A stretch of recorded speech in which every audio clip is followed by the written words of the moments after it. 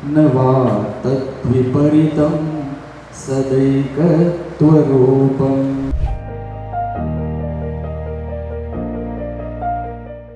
ईशावास्यपनिषदमधला शेवटच्या श्लोकामध्ये तर ते सांगितलं की या सत्यावरचं आवरण तुम्ही बाजूला घ्या आणि त्या सत्याचं दर्शन मला होऊ दे. आत प्रवास करतो, इंटरनल प्रवास करतो मनुष्याच्या आत. जेव्हा मेडिटेशन किंवा पर्पस ऑफ लाईफवर जातो ते एक सहज एक प्रवास उपनिषदमध्ये जातात. या काळामध्ये समाजाचा जो क्षत्रिय वर्ग होता त्याची आणि जो व्यापारी वर्ग होता त्याची उपयुक्तता आणि त्यांचं सामर्थ्य आर्थिक, शारीरिक, बौद्धिक सर्वच हे अत्यंत उच्च दर्जाचं होतं. आणि त्यामुळे आपल्याला या सगळ्या विचारांना गती मिळालेली दिसून येते. त्यामुळे महावीर निर्माण झाला, बुद्धही याच काळात झाला, उपनिषदही याच काळात आहे.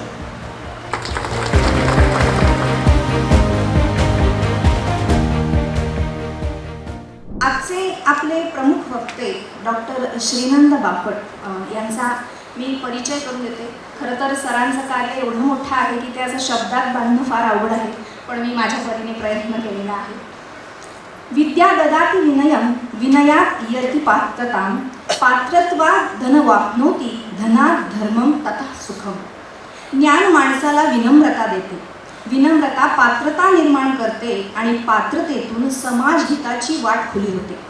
अशा ज्ञान साधनेचा अखंड दीप प्रज्वलित ठेवणाऱ्या संस्कृत, भारतविद्या, पुरातत्व, शिलालेख, हस्तलिखित आणि भारतीय संस्कृतीच्या अभ्यासाला आयुष्य समर्पित केलेल्या विद्वान व्यक्तिमत्वांचे आज आपल्या कार्यक्रमात स्वागत करण्याचा आम्हा सर्वांना सन्मान लाभत आहे. आजचे आपले प्रमुख अतिथी, प्रमुख वक्ते आहेत आदरणीय डॉक्टर श्रीनंदजी बापट. डॉक्टर बापट यांनी डेक्कन कॉलेज आणि टिळक महाराष्ट्र विद्यापीठातून उच्च शिक्षण प्राप्त केले. त्यांनी MA पुरातत्व, MA तसेच संस्कृत विषयातील PhD ही पदवीही संपादित केली आहे. त्यांचे शालेय शिक्षण ज्ञानप्रबोधिनी आणि फर्ग्युसन येथे झाले. ज्ञानाच्या शोधाची त्यांची ही वाटचाल आजही तितक्याच उत्कटतेने सुरू आहे. सन 1997 ते 2001 या कालावधीत त्यांनी टिळक महाराष्ट्र विद्यापीठात रिसर्च फेलो म्हणून कार्य केले. त्यानंतर गेली 30 वर्षे ते याच विद्यापीठात संस्कृत आणि इंडोलॉजी या विषयांचे अध्यापक आहेत. चाणक्य मंडल येथे ते अभ्यागत प्राध्यापक म्हणूनही कार्यरत आहेत. असंख्य विद्यार्थ्यांना संशोधनाची प्रेरणा त्यांनी दिलेली आहे. ज्ञानाचा प्रसार हा फक्त वर्गखोल्यांपुरता मर्यादित न ठेवता त्यांनी विविध माध्यमातून तो समाजापर्यंत पोहोचवला आहे. भांडारकर प्राच्यविद्या संशोधन संस्थेच्या ॲनल्स या संशोधन नियतकालिकात ते संपादक आणि लेखक म्हणून कार्यरत आहेत. त्यांच्या यूट्यूबवरील अनेक व्याख्यानांद्वारे संशोधनपर विषय सामान्यापर्यंत त्यांनी पोहोचवलेले आहेत. आकाशवाणीवर त्यांनी 70हून अधिक कार्यक्रम सादर केले असून संस्कृत आणि भारतीय संस्कृतीवरील त्यांची मांडणी विशेष लोकप्रिय ठरली आहे. जाणून घेऊ भास कवी ही 13 भागांची मालिका, छंदली ही संस्कृत वृत्तांवरील मालिका आणि संस्कृतीच्या पाऊलखुणा यांसारख्या कार्यक्रमांमधून त्यांनी भारतीय ज्ञान परंपरेचा समृद्ध वारसा रसिकांसमोर उलगडला. संशोधन क्षेत्रात डॉक्टर बापट यांचं योगदान अत्यंत उल्लेखनीय आहे. त्यांनी 30हून अधिक शिलालेख आणि ताम्रपटांचा शोध लावला.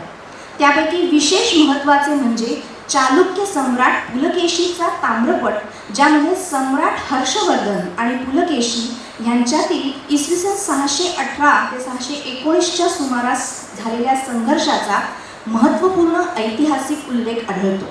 तसेच एका संशोधनातून संस्कृत कवयित्री शीलभट्टारिका या पुलकेशीच्या कन्या होत्या हा महत्त्वपूर्ण निष्कर्षही समोर आलाय. लातूर येथील पापविनाशन मंदिराच्या शिलालेखाचं वाचन करून त्या मंदिरात त्या काळी सुद्धा क्राऊड मॅनेजमेंट आणि क्राऊड फंडिंग यांसारख्या संकल्पना अस्तित्वात असल्याचं त्यांनी संशोधनातून सिद्ध केले. त्यांनी इंदिरा गांधी राष्ट्रीय कला केंद्र यांच्या प्रकल्पांतर्गत महाभारताच्या खगोलशास्त्रीय कालमापनाचा प्रकल्प यशस्वीरित्या पूर्ण केला. तसंच इन्फोसिस फाउंडेशन अंतर्गत कदंब राजघराण्याच्या 578 शिलालेख व ताम्रपटांची सूची तयार करून त्याचं संपादन करण्याचं महत्त्वपूर्ण कार्य सध्या त्यांच्यामार्फत चालू आहे. केंद्रीय संस्कृत विद्यालयाच्या प्रकल्पांतर्गत त्यांनी 5 हस्तलिखितांचं संपादन आणि अनुवादन पूर्ण केलेलं आहे. प्रशासकीय जबाबदाऱ्याही त्यांनी तितक्याच समर्थपणे सांभाळल्या आहेत. सन 2001 ते 2013 या काळात ते असिस्टंट क्युरेटर आणि नंतर हस्तलिखित विभाग प्रमुख म्हणून कार्यरत होते. बृहन महाराष्ट्र प्राच्य विद्या परिषदेच्या नाशिक येथे झालेल्या 2 अधिवेशनांचे सचिव म्हणून त्यांनी यशस्वी नियोजन केलेले आहे.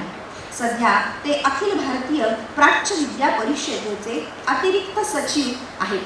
तसेच सन 2015 पासून भांडारकर प्राच्यविद्या संशोधन संस्थेत क्युरेटर आणि रजिस्ट्रार म्हणून त्यांची महत्त्वाची जबाबदारी आहे. शासकीय स्तरावरही त्यांचं योगदान अत्यंत मोलाचं आहे. राष्ट्रीय पांडुलिपी मिशन अंतर्गत त्यांनी विशेषतः नाशिक आणि त्र्यंबकेश्वर परिसरातील 30हून अधिक हस्तलिखित संग्रहांचं सर्वेक्षण, नोंदणी आणि जतन करण्याचं कार्य केलं. सन 2015 ते 2023 या कालावधीत महाराष्ट्र राज्य मराठी विश्वकोश संपादक मंडळाचे ते सदस्य होते. वर्ष 2009 ते 2015 या काळात त्यांनी महाराष्ट्र राज्य गॅझेट विभागाच्या संपादक मंडळावर सदस्य म्हणूनही काम केले. सध्या ते राज्य शासनाच्या हस्तलिखित समितीचे सदस्य, राज्य पुरावेलेख विभागाच्या सल्लागार समितीचे सदस्य असून विविध विद्यापीठांच्या सल्लागार मंडळांवरही ते आपले मार्गदर्शन देत आहेत. नहि ज्ञानेन सदृशम पवित्रमिह विद्यते. भगवद्गीतेतील हे वचन त्यांच्या संपूर्ण जीवन कार्याचं सार सांगतं. संशोधन, अध्यापन, संस्कृती संवर्धन आणि भारतीय ज्ञान परंपरेचे जतन यासाठी अखंड झटणारे, ज्ञानाचा वारसा पुढील पिढीपर्यंत पोहोचवणारे आणि विद्येला विनयाची जोड देणारे असे हे प्रेरणादायी व्यक्तिमत्व आज आपल्या समोर उपस्थित आहे. हे व्यक्तिमत्व म्हणजे केवळ संशोधक नव्हे, तर भारतीय ज्ञान परंपरेचा जागरूक प्रहरी, संस्कृतीचा संवाहक आणि इतिहासाला वर्तमानाशी जोडणारा एक सशक्त सेतू आहे. अशा या ज्ञानयोगी, संशोधनव्रती आणि प्रेरणादायी व्यक्तिमत्वाचे मनपूर्वक स्वागत.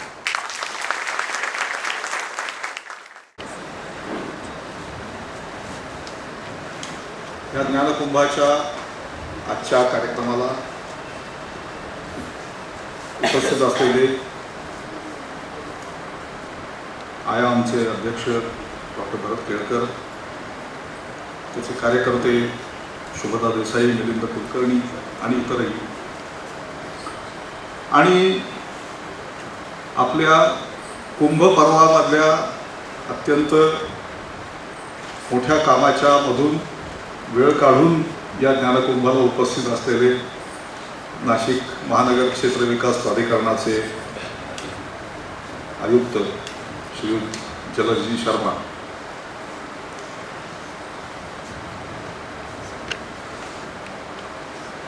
वस्तुतः उपनिषदांवर ज्यांनी बोलावं अधिकार पाणिनी अशी अनेक व्यक्तिमत्व आहेत, या शहरात सुद्धा आहेत. पण तरी सुद्धा जेव्हा त्यांनी मला विचारलं की तुम्ही याच्यावर बोलाल का, तेव्हा मी ते त्वरित त्याला हो म्हणलं. कारण हा एक अत्यंत महत्त्वाचा विषय आहे, हे तर आहेच, पण त्याबरोबर तो जिथे बोलायचा आहे ती जागाही तितकीच महत्त्वाची. म्हणजे पतंजलीच्या महाभाष्यामध्ये, म्हणजे साधारण इसवी सन 150, इसवी सन पूर्व 150 मध्ये ज्या शहराचा आजच्या नावाने उल्लेख आहे, नाशिक्यम नाम नगरम असा उल्लेख आहे, ते हे प्राचीन नगर. तिथले बाकीचं गोदावरीच्या तीरावर झालेली उत्खननं, त्याच्यामध्ये सापडलेली संस्कृती, त्रिरश्मी पर्वत म्हणजे पांडव लेणी, चमार लेणी, ही सगळी मला माहितीच आहे, तो प्रश्न नाही. पण पतंजलीच्या महाभाष्यामध्ये या शहराचा उल्लेख नावाने आलेला आहे. नाहीतर काय होतं की नावं बदलत जातात, ग्रामनावं, आणि मग तेच होतं का नव्हतं याच्याबद्दल काही शंका उत्पन्न होतात. पण तसं इथे नाही आहे. दुसरी गोष्ट म्हणजे लिंगेश महाभागवत म्हणजे पुढच्या आश्रमातले शंकराचार्य डॉक्टर कुर्तकोटी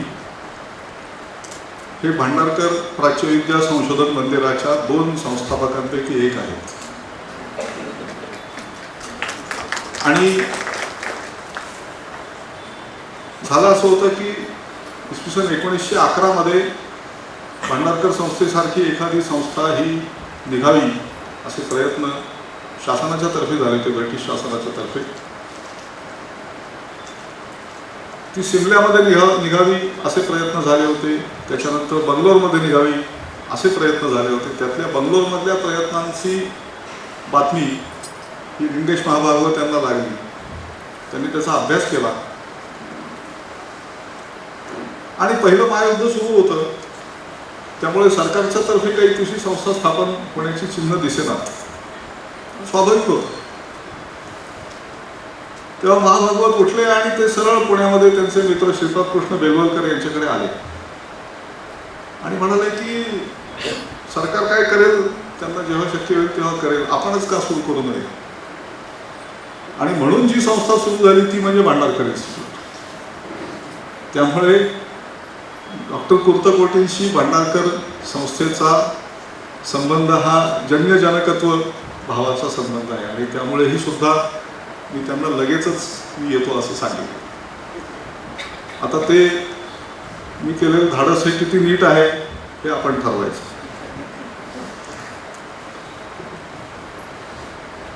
गोष्ट अशी की आपण शब्द वापरतो, वेदोपनिषद असा शब्द वापरतो.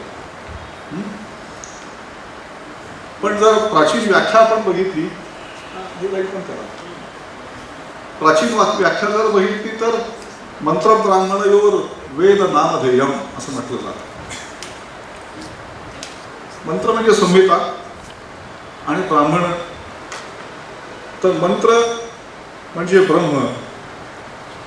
हे आपण कदाचित मागच्या वेळेला ऐकलं असेल. ब्रह्म म्हणजे वाढत जाणारं, ब्रह्म हा त्यातलं क्रियापद आहे आणि त्यामुळे सतत विस्तार होणारं ते ब्रह्म.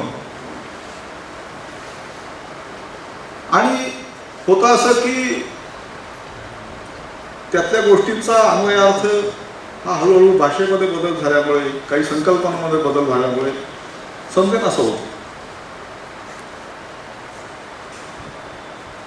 म्हणजे आता बंदरी फळ्या घोटाव्या, तगटी इतिश्र्या कराव्या, अशा ओळी दासबोधत आहेत. काही जुनी गोष्ट फारशी नाही. पण तगटी म्हणजे कुठे, इतिश्र्या म्हणजे काय करायचं, बंदरी म्हणजे कुठल्या फळ्या, असा प्रश्न आपल्याला पडू शकतो. तर तसे प्रश्न हे वेद संहितांच्या बाबतीत सुद्धा लोकांना पडलेले होते. जरी त्याचं पाठांतर अति व्यवस्थितपणे बिनचूकपणे केलं जात होतं तरी सुद्धा म्हणजे काय, तर म्हणजे काय हे समजावून सांगणारे ग्रंथ, ते ब्रह्मापासून निर्माण झालेले ते ब्राह्मण ग्रंथ, ते त्या वर्णाशी आणि जातीशी संबंधित आहेत फक्त असं नव्हे. आणि भारतामध्ये अगदी प्राचीन काळापासून निरनिराळ्या प्रकारच्या विचार परंपरा ह्या एकाच वेळेला एकमेकांबद्दल पुरेसा आदर बाळगून आणि पुरेसा अंतर सुद्धा राखून वावरत आलेले आहेत. त्याचं उत्तम उदाहरण म्हणजे ब्राह्मण, आरण्यक आणि उपनिषद. वस्तुतः प्राचीन परंपरा असं मानते की आरण्यक आणि उपनिषद हा ब्राह्मण ग्रंथांचाच भाग आहे. त्यामुळे पहिली जर वाटणी करायची तर मंत्र आणि ब्राह्मण, त्या ब्राह्मणांमध्ये ब्राह्मण, आरण्यक, उपनिषद तिन्ही ग्रंथांचा समावेश होतो. मग पुढे असं झालं की ब्राह्मण ग्रंथ जे आहेत त्यांचा विनियोग हा यज्ञ मार्गामध्ये जास्त प्रमाणात व्हायला लागला. आणि मग जे साधे किंवा रोजचे करण्याचे यज्ञ होते, म्हणजे मग ते अग्निहोत्र, समजा दर्शपूर्ण मास त्याच्यानंतर चातुर्मास्य, आयन, हे जसे यज्ञ आहेत तसेच मोठे यज्ञ हळूहळू निर्माण व्हायला लागले. आणि ते मोठे होत होत किती मोठे झाले तर वाजपेयासारखा यज्ञ आहे की जो साधारण एक आठवडाभर किंवा त्याच्यापेक्षा अधिक काळ चालतो. किंवा अश्वमेध आहे, आता तो घोडा केव्हा परत येईल त्याच्यावर ठरणार, केव्हा संपणार ते. पण सामान्यपणे घोड्याला कळतं, त्यामुळे तो 1 वर्षभरात परत येतो असं अपेक्षित आहे. पण आता राजसूयासारखा यज्ञ, तर राजसूयासारखा यज्ञ हा कमीत कमी 22 महिने चालतो. आणि मग त्यातल्या नक्षत्रांचा आणि विधींचा क्रम कसा येईल त्याप्रमाणे तो कदाचित 31 महिन्यापर्यंत सुद्धा चालू शकतो. तर ही एक कर्मकांडाची परंपरा ही ब्राह्मण ग्रंथांनी उचलून धरल्यानंतर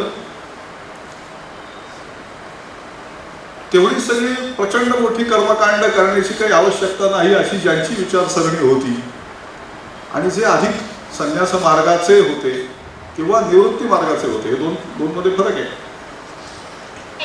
त्या मंडळींनी ज्याचा पुरस्कार केला ते ग्रंथ, मी त्यांनी ते निर्माण केले असं नाही म्हणलं, त्याचा पुरस्कार केला ते ग्रंथ म्हणजे अनुक्रमे आरण्यक आणि उपनिषद. आणि म्हणून मग पुढची वाटणी अशी होते की संहिता आणि ब्राह्मण हे कर्मकांडाच्या दृष्टीने एका बाजूला जातात आणि आरण्यक आणि उपनिषदही दुसऱ्या बाजूला जातात.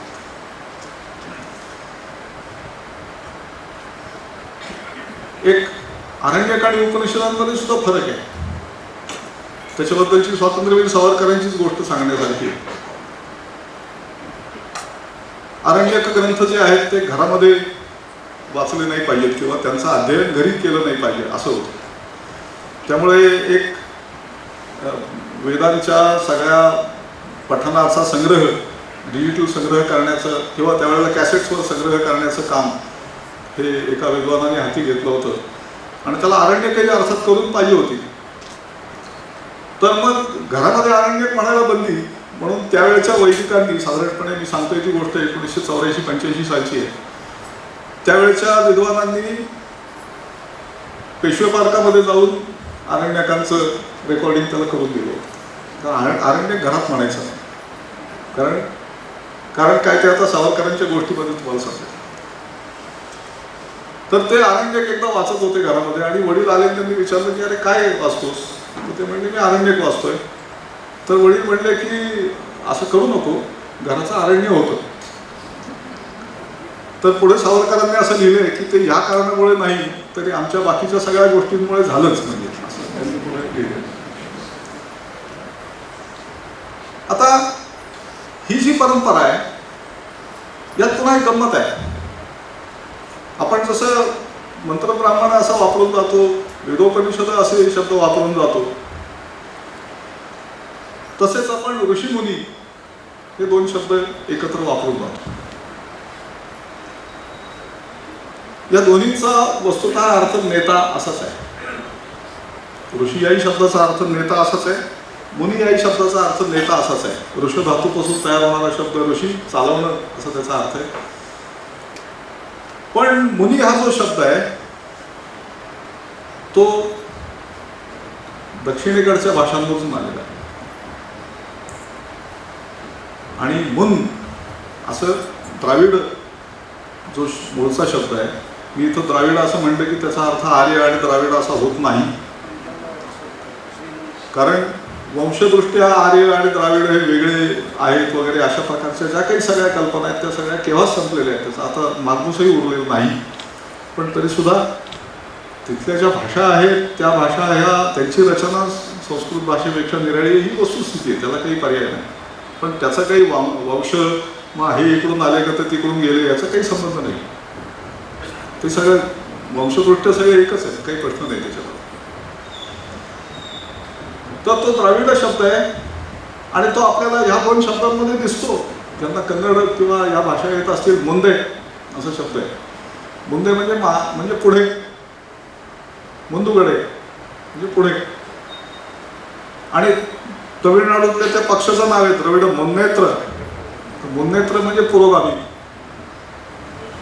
प्रोग्रेसिव्ह डेमोक्रॅटिक पार्टी असं त्याचा अर्थ आहे. द्रविड मुन्नेत्र कळघम.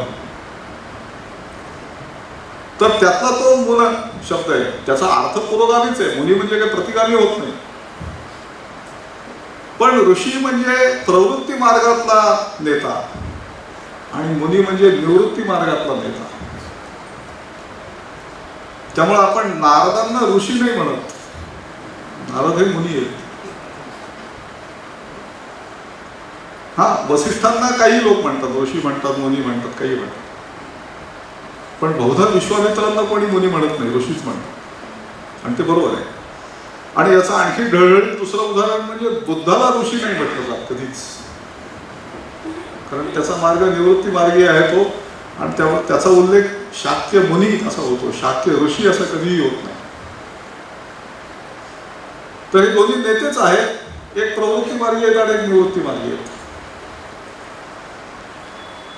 आता त्यावेळेची स्थिती काय होती? उपनिषद जेव्हा तयार होत होती किंवा झाली, आणि मुळात उपनिषद तयार झाली म्हणजे काय, तर ती तयार झाली असं म्हणणं हा सुद्धा एक विचित्रच शब्द होईल.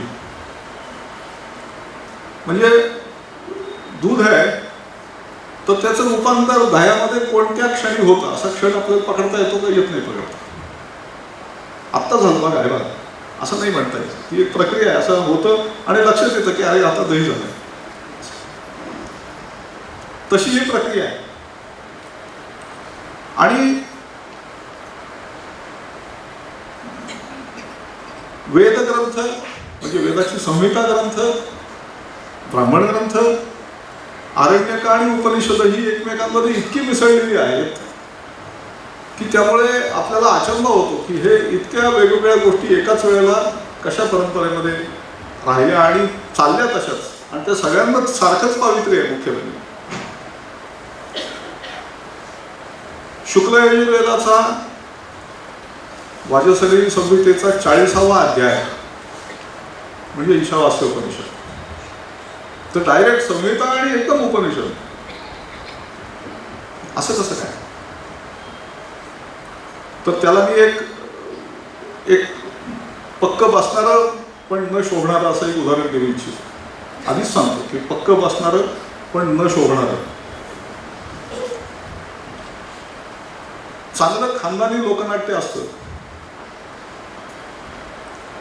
ते बाकी सगळा खेळभर काय करायचं ते करतात, पण चांगल्या खानदानी लोकनाट्याचा शेवट हा देवाची द्वारे उभा क्षणभरी या अभंगाने होतो. आणि तो अभंगही तितकाच तन्मयतेने म्हटला जातो.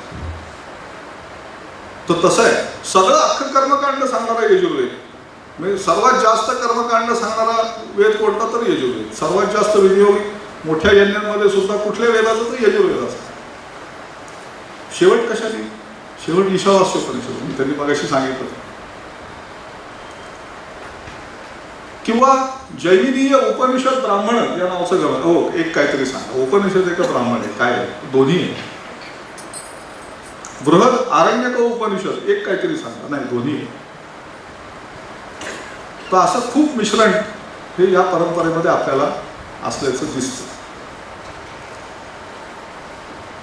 आता हे सगळं जेव्हा चालू होतं तेव्हा समाजाची स्थिती काय होती? तर सर्वसाधारणपणे आपल्याला असं दिसतं की भारतातलं पावसाचं प्रमाण हे सुधारायला लागलेलं होतं. भारताच्या पावसाच्या प्रमाणाचे काही ग्राफ्स आहेत. म्हणजे हरप्पा संस्कृतीची जेव्हा अगदी उच्च अवस्था होती तेव्हा भारतातलं पावसाचं प्रमाण हे चांगलं होतं, किंवा उलटं म्हणायला पाहिजे, पावसाचं प्रमाण चांगलं होतं तेव्हा हरप्पा संस्कृतीची उच्च अवस्था होती. कारण शेती चांगली होती, त्याच्यात गुंतलेली माणसं कमी होती, त्यामुळे ते इतर उद्योगधंदे करायचे. उद्योगधंद्यांच्या नंतर व्यापार, व्यापाराच्या नंतर नागरीकरण. पुढे पावसाचं प्रमाण कमी झालं, शेती कमी झाली, 3 पिकाच्या ऐवजी 2, 2च्या ऐवजी 1.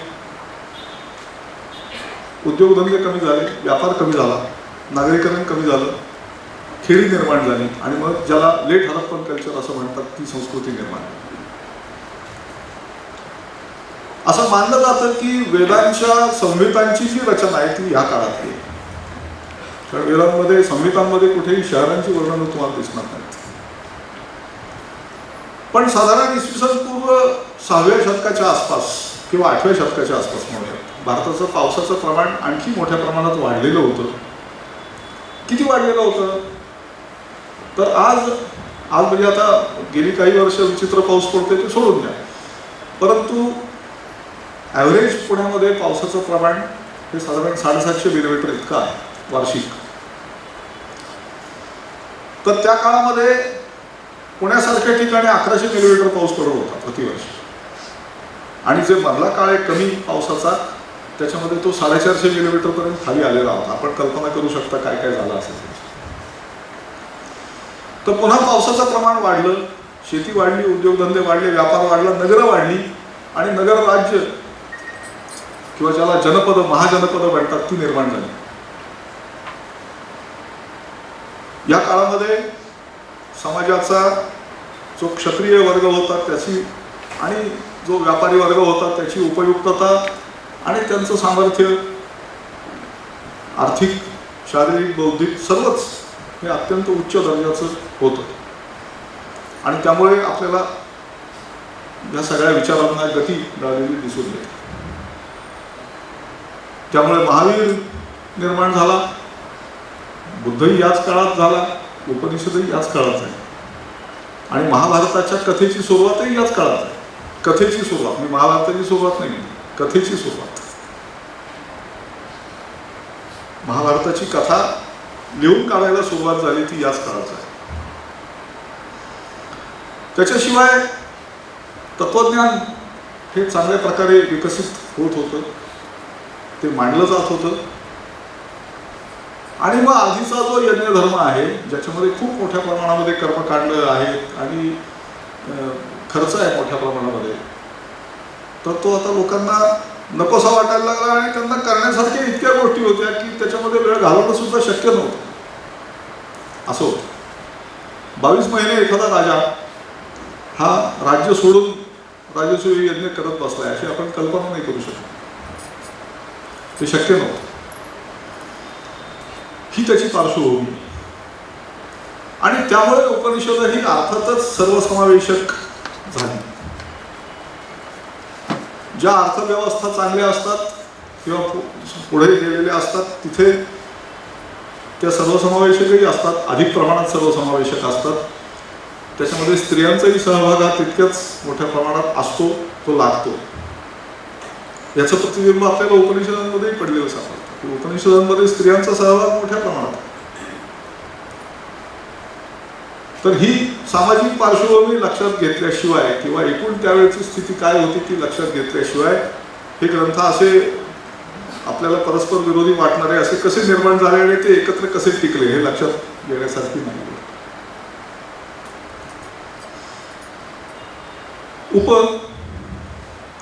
जवळ, नि म्हणजे खाली, आणि सद म्हणजे बसणे. तर गुरुच्या जवळ, खाली बसणे आणि थोडक्यात शिकणे, ऐकणे इत्यादी. पण एक गोष्ट लक्षात घ्यायला पाहिजे ती म्हणजे उपनिषद हा शब्द संस्कृतमध्ये स्त्रीलिंगी आहे. ते उपनिषद नाही, ती उपनिषद. आणि म्हणून स्वतःला उपनिषद मानणाऱ्या भगवद्गीतेने तसं म्हटलेलं आहे की श्रीमद भगवद्गीतासु उपनिषदसु. श्रीमद भगवद्गीतासु हे स्त्रीलिंगी सप्तमीचं बहुवचन आहे. नाहीतर इथे श्रीमद भगवद्गीतेषु असं झालं. तो उपनिषद हा शब्द स्त्रीलिंगी आहे. आणि मग आपल्याकडे लोकांमध्ये स्किल चांगलं होतं, झपाझप सगळी एक त्या त्या गोष्टीच्या सगळ्या शब्दांची एक मालिका तयार करून टाकतात. तो 6 श्लोक तयार करून टाकतात 10 महत्वाच्या उपनिषदांच्या नावांची. ईशकेन कठ प्रश्न मुंड मांडूक्य तित्तिरी छांदोक्य मैत्रेयंच बृहदारण्यकं तथा. ईशावास्य, कठ, केन, प्रश्न, मुंडक, मांडूक्य, तैत्तिरीय, छांदोक्य, ऐतरेय आणि बृहदारण्यक ही 10 उपनिषद आहेत. मग काही मंडळी 10 उपनिषद महत्वाची असं मानतात, काही आणखी त्याच्यामध्ये श्वेताश्वतर हे उपनिषद मानतात, काही आणखी 2 मानतात, मग काही 13 महत्त्वाची उपनिषद आहेत असं मानतात, काही 18 मानतात. असं करत करत ती साखळी निदान 108 पर्यंत जाते. त्याचा चार्ट आपण बघणार आहोत. आता जर आरण्यकांचा विचार केला तर ऐतरेय आरण्यक आहे, कौशितकी आरण्यक आहे. तसे यजुर्वेदाच्या कृष्ण यजुर्वेदाचं तैत्तिरीय आरण्यक आहे, मैत्रायणी आरण्यक आहे. शुक्ल यजुर्वेदाचं बृहदारण्यक आणि उपनिषद आहे अर्थातच ते पुढं. सामवेदाचं मी मगाशी सांगितलं तसं जैमिनीय उपनिषद ब्राह्मण आहे. आता याच्यामध्ये आपल्याला असं दिसेल की ऋग्वेदाच्या आणि कृष्ण यजुर्वेदाच्या या चारही गोष्टी उपलब्ध आहेत. म्हणजे संहिता आहे, शाकल संहिता, ऐतरेय ब्राह्मण, ऐतरेय आरण्यक आणि ऐतरेय उपनिषद. कृष्ण यजुर्वेदाचं संहिता उपलब्ध आहे, तैत्तिरीय ब्राह्मण, तैत्तिरीय आरण्यक आणि तैत्तिरीय उपनिषद. पण इतर सर्वांचं तसं आहे असं नाही. आणि मागच्या वेळेला तुम्ही ऐकलं असेल कदाचित की अथर्ववेद हा पूर्णपणे प्रवृत्ती मार्गी वेद आहे जवळजवळ. त्यामुळे त्याचं ह्या यादीत उपनिषद नाही, पण नंतर अथर्ववेदाची उपनिषद तयार झालेली आहेत. आणि मग यांनी काय केलं तर ती जुनीच परिभाषा त्यांनी घेतली. यज्ञ घेतला, आहुती घेतली, देवता घेतल्या, ते सगळे शब्द घेतले, त्यातले जे अर्थ आपल्याला सोयीचे असतील ते ठेवले तसेच, आणि बाकीच्या शब्दांचे अर्थ हे त्यांनी स्वतःच्या प्रतिभेने बदलले. आणि ते इतके बेमालूमपणे बदलले की नक्की त्या शब्दाचा खरंच अर्थ काय होता असा आपल्याला प्रश्न पडावा. अर्थात ही प्रक्रिया काही 2-5 वर्षांमध्ये झालेली नाही. त्यामुळे आम्ही पूर्वी अमुक गोष्टीला अमुक म्हणत होतो आणि आता असा म्हणतो अशा पद्धतीने ते दाखवता येईल अशी स्थिती नाही आहे. प्रक्रिया चालली होती ती जवळजवळ 500-550 वर्ष चालली असेल एकूण सगळे मिळून. त्यामुळे ते सावकाशपणे ते स्थित्यंतर होत गेली. आणि ह्या सर्व गोष्टी इतक्या आदरणीय होत्या की मी प्रवृत्ती मार्गी आहे का निवृत्ती मार्गी आहे याचा मी माझ्या वेदाच्या अध्ययनाशी काही संबंध नव्हता. त्या सगळ्या गोष्टी तितक्याच आदरणीय आहेत. त्यामुळे वेद शिकायचा तर तुम्ही प्रवृत्ती मार्गी असा तरी उपनिषद शिकायची, आणि निवृत्ती मार्गी असा तरी ब्राह्मण ग्रंथ आणि संहिता शिकायची असो. आणि त्यांनी त्याला आध्यात्मिक अर्थ हे प्राप्त करून दिले असं आपल्याला दिसतं. ऐतिहासिक दृष्ट्या म्हणजे भाषांच्या म्हणजे त्याची जी भाषा शैली आहे त्या भाषा शैलीच्या पद्धतीने विचार केला तर मग बृहदारण्यक उपनिषद, छांदोग्य, त्याच्यानंतर ईशावास्य, मग ऐतरेय, तैत्तिरीय, कौशितकी, मग कठ, मुंडक, श्वेताश्वतर, प्रश्न, मैत्रायणी आणि मांडूक्य असा त्याचा क्रम लावला जातो. ही 13 उपनिषद झाली. त्यामुळे आता यांनी काय केलं तर यांनी ही 2 महत्वाची तत्व निर्माण केली. एक म्हणजे ब्रह्म, जो शब्द अस्तित्वातच होता, शब्द कुठलाही नवीन नाही, शब्द जुनेच. दुसरा शब्द म्हणजे आत्मा,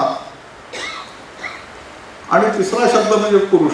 तर पुरुष आणि आत्मा हे सुरुवातीला एकच होते की मग आधी पुरुष असा शब्द वापरत असत, नंतर हळूहळू आत्मा हा शब्द वापरायला सुरुवात झाली आणि पुरुष हा शब्द त्या वापरातून गेला हळूहळू.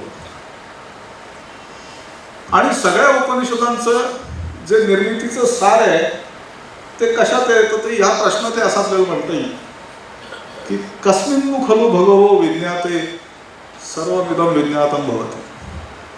मला एक गोष्ट काहीतरी अशी सांगा की जी जाणल्याने मला बाकीच्या सगळ्या गोष्टी समजतील. असं काहीतरी एक तत्व पाहिजे की ते जाणल्याने बाकीच्या सगळ्या गोष्टी समजतील. आणि मग त्यांनी त्याचं उत्तर दिलं की ब्रह्म हे या प्रश्नाचं उत्तर. आता ते ब्रह्म कसं आहे त्याची नंतर पुढच्या काळात शंकराचार्यांनी केलेली जी व्याख्या आहे ती म्हणजे ते अनादि, अनंत, नित्य, शुद्ध, बुद्ध आणि मुक्त. तर त्याचं इकडचं टोक आपल्याला कळत नाही, ते केव्हा निर्माण झालं ते कळत नाही, तिकडचं टोक कळत नाही, ते केव्हा संपणार आहे, नष्ट होणार आहे ते आपल्याला कळत नाही. अनादि अनंत नित्य. नित्य म्हणजे जे कायम असतं. म्हणजे अनादि अनंत आहे पण मध्ये मध्ये खंडित होतं नाही. नित्य, अनादि अनंत आणि नित्य अशा वाईट गोष्टी पण असू शकतात. पण हे अनादि अनंत नित्य आणि शुद्ध नुसतं तेवढं नाही तर ते फक्त बुद्धिगम्य आहे. आम्ही वर्णन करू, शब्द राहतील, तुम्हाला काही समजेल की नाही माहिती नाही, अशी आधीच भूमिका घेतलेली. आणि मुक्त आहे, त्याला कशाचंही बंधन नाही. अनादि अनंत नित्य शुद्ध बुद्ध मुक्त. आता उपनिषदांची विचारसरणी ज्यांना मान्य नव्हती अशा मंडळींनी त्यामुळे प्रश्न विचारला की ठीक आहे, हे असेल ब्रह्म तुमचं ग्रेट, काय आमचं म्हणणं नाही त्याच्याबद्दल, ते असू देत, मग करायचं काय पण त्याचं, मला काय उपयोग त्याचा.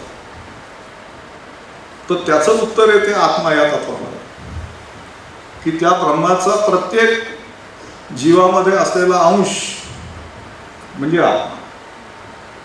नाहीतर आपला काय संबंध त्याच्याशी, आपला काही संबंध नाही. अनेक तरतरीच्या गोष्टी जगात चालतात, आपला काही संबंध येत नाही त्याच्याशी. असं नाही आहे. त्या ब्रह्माचा प्रत्येक जीवामध्ये असलेला अंश म्हणजे आत्मा असं एकदा सांगितल्यानंतर आपण त्याच्याशी जोडले आपोआपच गेलोच, वेगळे राहूच शकत नाही. तर ही त्यांनी एक अत्यंत चांगली रचना ही त्याची निर्माण केली. आणि मग आता ते अनादि अनंत नित्य शुद्ध बुद्ध तर मग केनोपनिषद हे श्लोक येतात की यम मनसा न मनोते येन आहुर मनोमतम. ज्याचा मनाने विचार करता येत नाही पण ज्याच्यामुळे मनाला विचार करता येतो ते पण तदेव ब्रह्मत्वं विद्धि नेदम यदिदम उपासते. आणि मग इतर इंद्रियांचं पण तसंच, या चक्षुषा न पश्यती, जे डोळ्यांनी पाहता येत नाही पण ज्याच्यामुळे डोळे पाहू शकतात, तदेव ब्रह्मत्वं विद्धि नेदम यदिदम उपासते. तसंच ते कानांना ऐकू येत नाही पण ज्यामुळे कान ऐकू शकतात वगैरे वगैरे. जे श्वासाद्वारे घेतलं जाऊ शकत नाही पण ज्याच्यामुळे श्वास घेता येतो ते ब्रह्म. अशी एक अत्यंत विलक्षण, म्हणजे ही जी काही बुद्धीची झेप आहे ना ती अक्षरशः कमाल आहे विद्वांचा. हे ज्या कोणाला हे शब्द सुचले असतील तो अत्यंत महान मनुष्य असला पाहिजे, काही शंकाच नाही. आणि मग त्यांनी मगाशी ईशावास्योपनिषदाचं हे केलं. तर आधी सगळं मला अमुक पाहिजे तमुक पाहिजे, ह्या देवाला नमस्कार, त्या देवाला नमस्कार, याला आहुत्या त्याला आहुत्या. रुद्राध्याय आहे ना तो रुद्राध्याय यजुर्वेदात आहे हो. यजुर्वेदाचा 16वा अध्याय म्हणजे रुद्राध्याय. म्हणजे मागणीच करायची ना तर किती करावी, तर रुद्राध्याय जेवढी आहे तेवढी करा. कारण मला 1 पाहिजे, 2 पाहिजे, 1000 पाहिजे, अब्ज पाहिजे, काय तुम्ही म्हणाल ती मागणी केली. उगाच बारकी काहीतरी देतील की नाही माहिती नाही म्हणून कमी मागणी करण्याची भानगड नाही, भरपूर मागणी केली, मिळेल की नाही ते बघू नंतर असं. तर असं ज्या ग्रंथात आहे त्याच्या शेवटी हे की सगळं जग हे ईश्वराने व्यापलेलं आहे आणि त्याने तू काही मागशील, प्रार्थना करशील, काय हवं ते करशील, पण त्याने तुझ्यासाठी जे सोडलेलं आहे ते न त्यक्तेन what he H capital has left for you तेन त्यक्तेन भुंजीत हा. त्याच्यावर तू जग आणि दुसऱ्या कोणाच्या संपत्तीची अपेक्षा बाळगू नकोस. बरं, निवृत्ती मार्ग म्हणजे मग कशाला पाहिजे निवृत्ती तरी आत्ताच जीवन संपवावं असं नाही का, जगायचं तरी कशाला. असं कोणी म्हणेल की संन्यासच घ्यायचं तर जगायचं कशाला, तर तसं नाही आहे. ती जी काही कर्तव्य कर्म असतील ती करत 100 वर्ष जगण्याची इच्छा बाळगली पाहिजे. कुर्वन्नैव हे कर्म आणि जी विषेद नाही जगण्याची इच्छा धरावी. किती शतम समा 100 वर्ष. आणि तसं जर तू करत गेलास तर जे कर्म करशील ते तुला चिकटणार नाही. आणि भगवद्गीतेत यापेक्षा वेगळं काय सांगितलं, त्याची प्रेरणा इथूनच आहे सगळी. त्याच्यानंतर ते सांगतात की ते मोठं होतं, लहान होतं, ते दूर असतं, जवळ असतं, सगळीकडे असतं. तदु अंतर अस्य सर्वस्य तदु सर्वस्य अस्य बाह्यता. ते या सगळ्या गोष्टींच्या आत आहे म्हणजे ब्रह्म, आणि सगळ्या गोष्टींच्या बाहेर सुद्धा आहे, सगळीकडे भरून राहिलेलं आहे. आता आपण थोडंसं केनोपनिषद पाहूयात. आणि केनोपनिषदामध्ये यांनी इतर सगळे देव आणि ब्रह्म याच्यातला फरक सांगितलं आणि फार यशस्वीपणे सांगितलं. म्हणजे ते जे मगाचं होतं की डोळ्यांना दिसत नाही पण ज्यामुळे डोळे पाहू शकतात वगैरे, त्याचं अगदी गोष्टीरूप उदाहरण आहे की ब्रह्म ह देवेभ्यो विजिज्ञे असं पहिलं वाक्य आहे. म्हणजे देवांकरिता ब्रह्माने विजय मिळवला. देव जिंकले का? नो, ब्रह्म जिंकलं. आणि देवांना असं वाटायला लागलं की आपणच जिंकलो, म्हणून ते कॉलर ताट करून हिंडायला लागले. अमहियंत. आणि त्यांना असं वाटायला लागलं की हा आमचाच विजय आहे, आमचाच विजय आहे. अस्माकमेवायम विजयो अस्माकमेवायम महिमा इति. हा आमचाच आहे विजय आणि महिमा. तर तेवढ्यात त्यांच्या पुढे ब्रह्म हे प्रकट झालं आणि त्यांना कळे ना की हे काय आहे. किंतु इदम यक्षम, याचं मराठीत नीट भाषांतर करायचं झालं, नीट हा म्हणजे मी वापरणार, परत वापरला जाणारा शब्द हा थोडासा अनपार्लमेंटरी ठरण्याची शक्यता आहे आधीच सांग. पण किंतु इदम यक्षम किमिदम यक्षम याचं भाषांतर करायचं तर ही काय भानगड आहे असं होतं. त्यांना कळे ना ही काय भानगड आहे. तर त्यांनी अग्नीला सांगितलं जरा बघून ये काय प्रकारे. अग्नी पुढे गेला. त्यांनी विचारलं हे काय आहे. तर त्यांनी काही विचारायच्या आधी अग्नीलाच त्यांनी विचारलं तू कोण आहेस. म्हणला मी अग्नी आहे. तू काय करतोस. तुम्ही सगळ्या गोष्टी जाळू शकतो. ठीक आहे म्हणजे हरकत नाही. त्वयि किम वीर्यम इति, तुझा काय पराक्रम आहे. तो इदम सर्वम दहेयम, या जगात जे काही सगळं आहे ते सगळं जाणण्याची शक्ती माझ्याकडे आहे.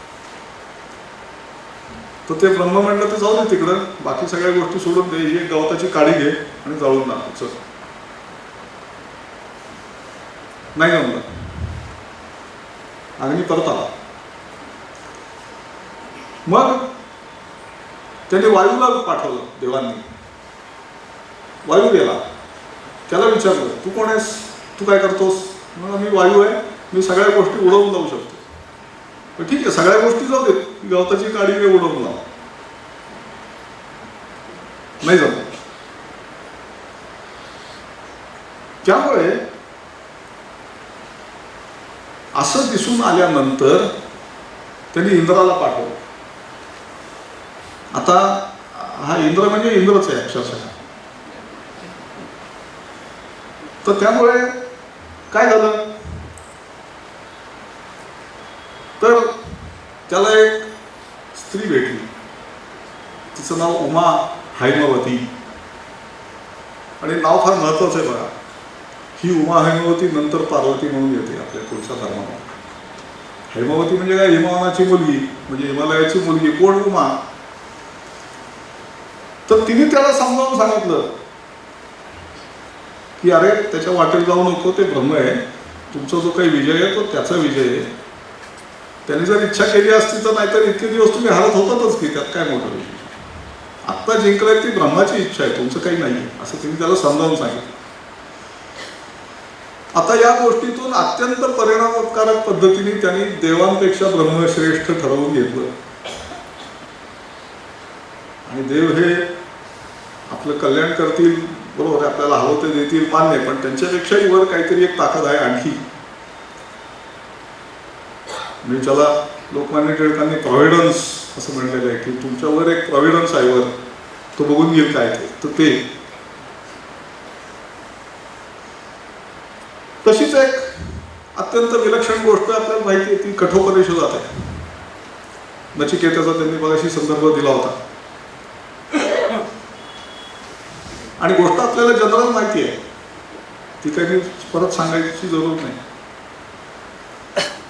पण त्या 3 दिवस यमाच्या दारामध्ये उपाशी बसलेल्या नचिकेत्याने वर मागण्याची संधी मिळाल्यावर मागितलेला पहिला वर असा आहे की माझा पिता गौतम हा शांत व्हावा. मग दुसरा वर त्याने असा मागितलाय की स्वर्ग ज्यामुळे प्राप्त होतो त्या अग्नीचं मला तू ज्ञान दे. यमाने या दोन्ही गोष्टी दिल्या, त्या आपण त्याच्यात वाचू. आणि मग तिसरा वर तर तो म्हणला की मला मृत्यूच्या संदर्भातच ज्ञान पाहिजे. म्हणजे मृत मनुष्य हा असतो का नसतो, असला तर कुठे असतो याचं मला ज्ञान पाहिजे. आणि मग यमाने त्याला अनेक प्रलोभनं दाखवली की ते सोडून दे.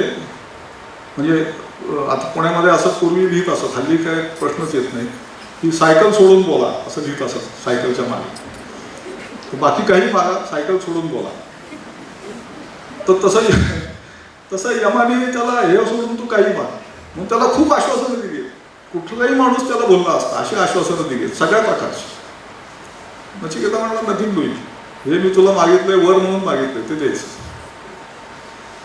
आणि मग यमाने त्याला ज्या काही गोष्टी सांगितल्या त्याच्यात हे श्लोक येतात आणि त्याचंच प्रतिबिंब पुढे आपल्याला लगेच भगवद्गीतेमध्ये दिसतं. न जायते म्रियते वा कदाचित असं भगवद्गीतेमध्ये इथं विपश्चित नायम कुतश्चित न बभूव कश्चित अजहा नित्यः शाश्वतोयम पुराणो न हन्यते हन्यमाने शरीर. एक्झॅक्टली असेच शब्द भगवद्गीतेत येतात. हे सगळे आत्म्याच्या संदर्भात आहेत की तो जन्माला येत नाही, मरत नाही, तो कधी झाला नाही, कधी होणार नाही, म्हणजे आहेच, कायमच आहे. अजर, त्याचा जन्म झालेला नाही, तो नित्य आहे आणि कायम टिकणार आहे, शाश्वत. आणि शरीर मेलं तरी तो मरत नाही. न हन्यते हन्यमाने शरीरे. मग तसाच हतोवा प्राप्स्यसि स्वर्गम जित्वा वा भोक्ष्यसे मही तस्मात्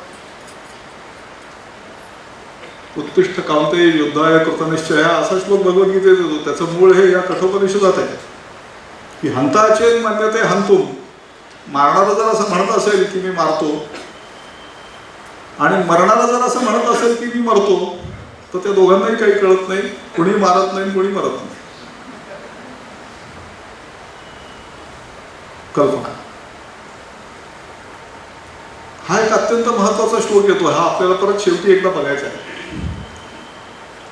आत्मा कसा आहे तर तो लहानापेक्षाही लहान आहे आणि मोठ्यापेक्षाही मोठा आहे. महतो महियान. पण तो लपलेला आहे. तो असं प्रकट दाखव बरं, चला इथे कुठं आत्मा आहे असं नाही दाखवता येणार. गुहायाम, तो गुप्त जागी आहे. जो अक्रतू म्हणजे उगाच कर्माच्या मागे लागलेला नाही तो मनुष्य त्याला पाहू शकतो. ज्याला संन्यास किंवा वैराग्य प्राप्त झालेला आहे असा मनुष्य. आणि कसा पाहू शकतो? धातूत प्रसादात. तर त्याच्यावर ब्रह्माची कृपा झाली तरच तो पाहू शकतो. म्हणजे साखळी कशी जोडली तर आपण तपश्चर्या करायची, मग ब्रह्माची कृपा झाली की आपल्याला ज्ञानप्राप्ती होणार, अशी साखळी. ते भगवद्गीतेत ते पुढे सांगितलंय की अनेक सहस्र लोक तपश्चर्या करतात, त्यांच्यापैकी कोणाला तरी मी प्राप्त होतो. आणि लाखो लोकांमधले काही हजार लोक तपश्चर्या करतात असंही सांगून ठेवलं. तर नायम आत्मा प्रवचने न लभ्या. तो आत्मा सांगून वर्णन करून कळणार नाही. न मेधया. हा डोकं चालवलं म्हणजे कळेल असं पण नाही. न बहुश्रुतेनं खूप ऐकल्या गोष्टी म्हणून कळेल असंही नाही. तर जो त्या पात्रतेचा असतो त्याच्यासमोर आत्मा स्वतःचं स्वरूप उघडं करतो. तस्यैष आत्मा विवृणते तनु स्वाम. स्वतःचं शरीर तो उघडं करतो, आत्मा स्वतःला दाखवतो. असं एक्झॅक्टली हीच गोष्ट नंतर पुढे आपल्याला शंकराचार्यांच्या कथेमध्ये सापडते. एक जण आला शिष्य, म्हणला त्यांना की मला ब्रह्म शिकवा. ते गप्पच बसले. त्याला वाटलं बहुतेक त्यांनी ऐकलं नाही. अहो जरा ब्रह्म शिकवा ना मला असं म्हटलं. तरी ते गप्पच बसले. तर त्यांनी तिसऱ्यांदा परत आणखी जोरात विचारलं. तर शंकराचार्य म्हणले, अरे बाबा, मी तुला शब्दांनी वर्णन करून सांगू शकेल की ते ब्रह्म असं असं असं असं असतं, पण त्याचा मी ज्या क्षणी उच्चार करेन त्या क्षणी ते संपेल. तुला काय कळणार? तुला त्याचा अनुभवच घेतला पाहिजे. आणि ही गोष्ट उपनिषदांमधून त्यांची आलेली आहे.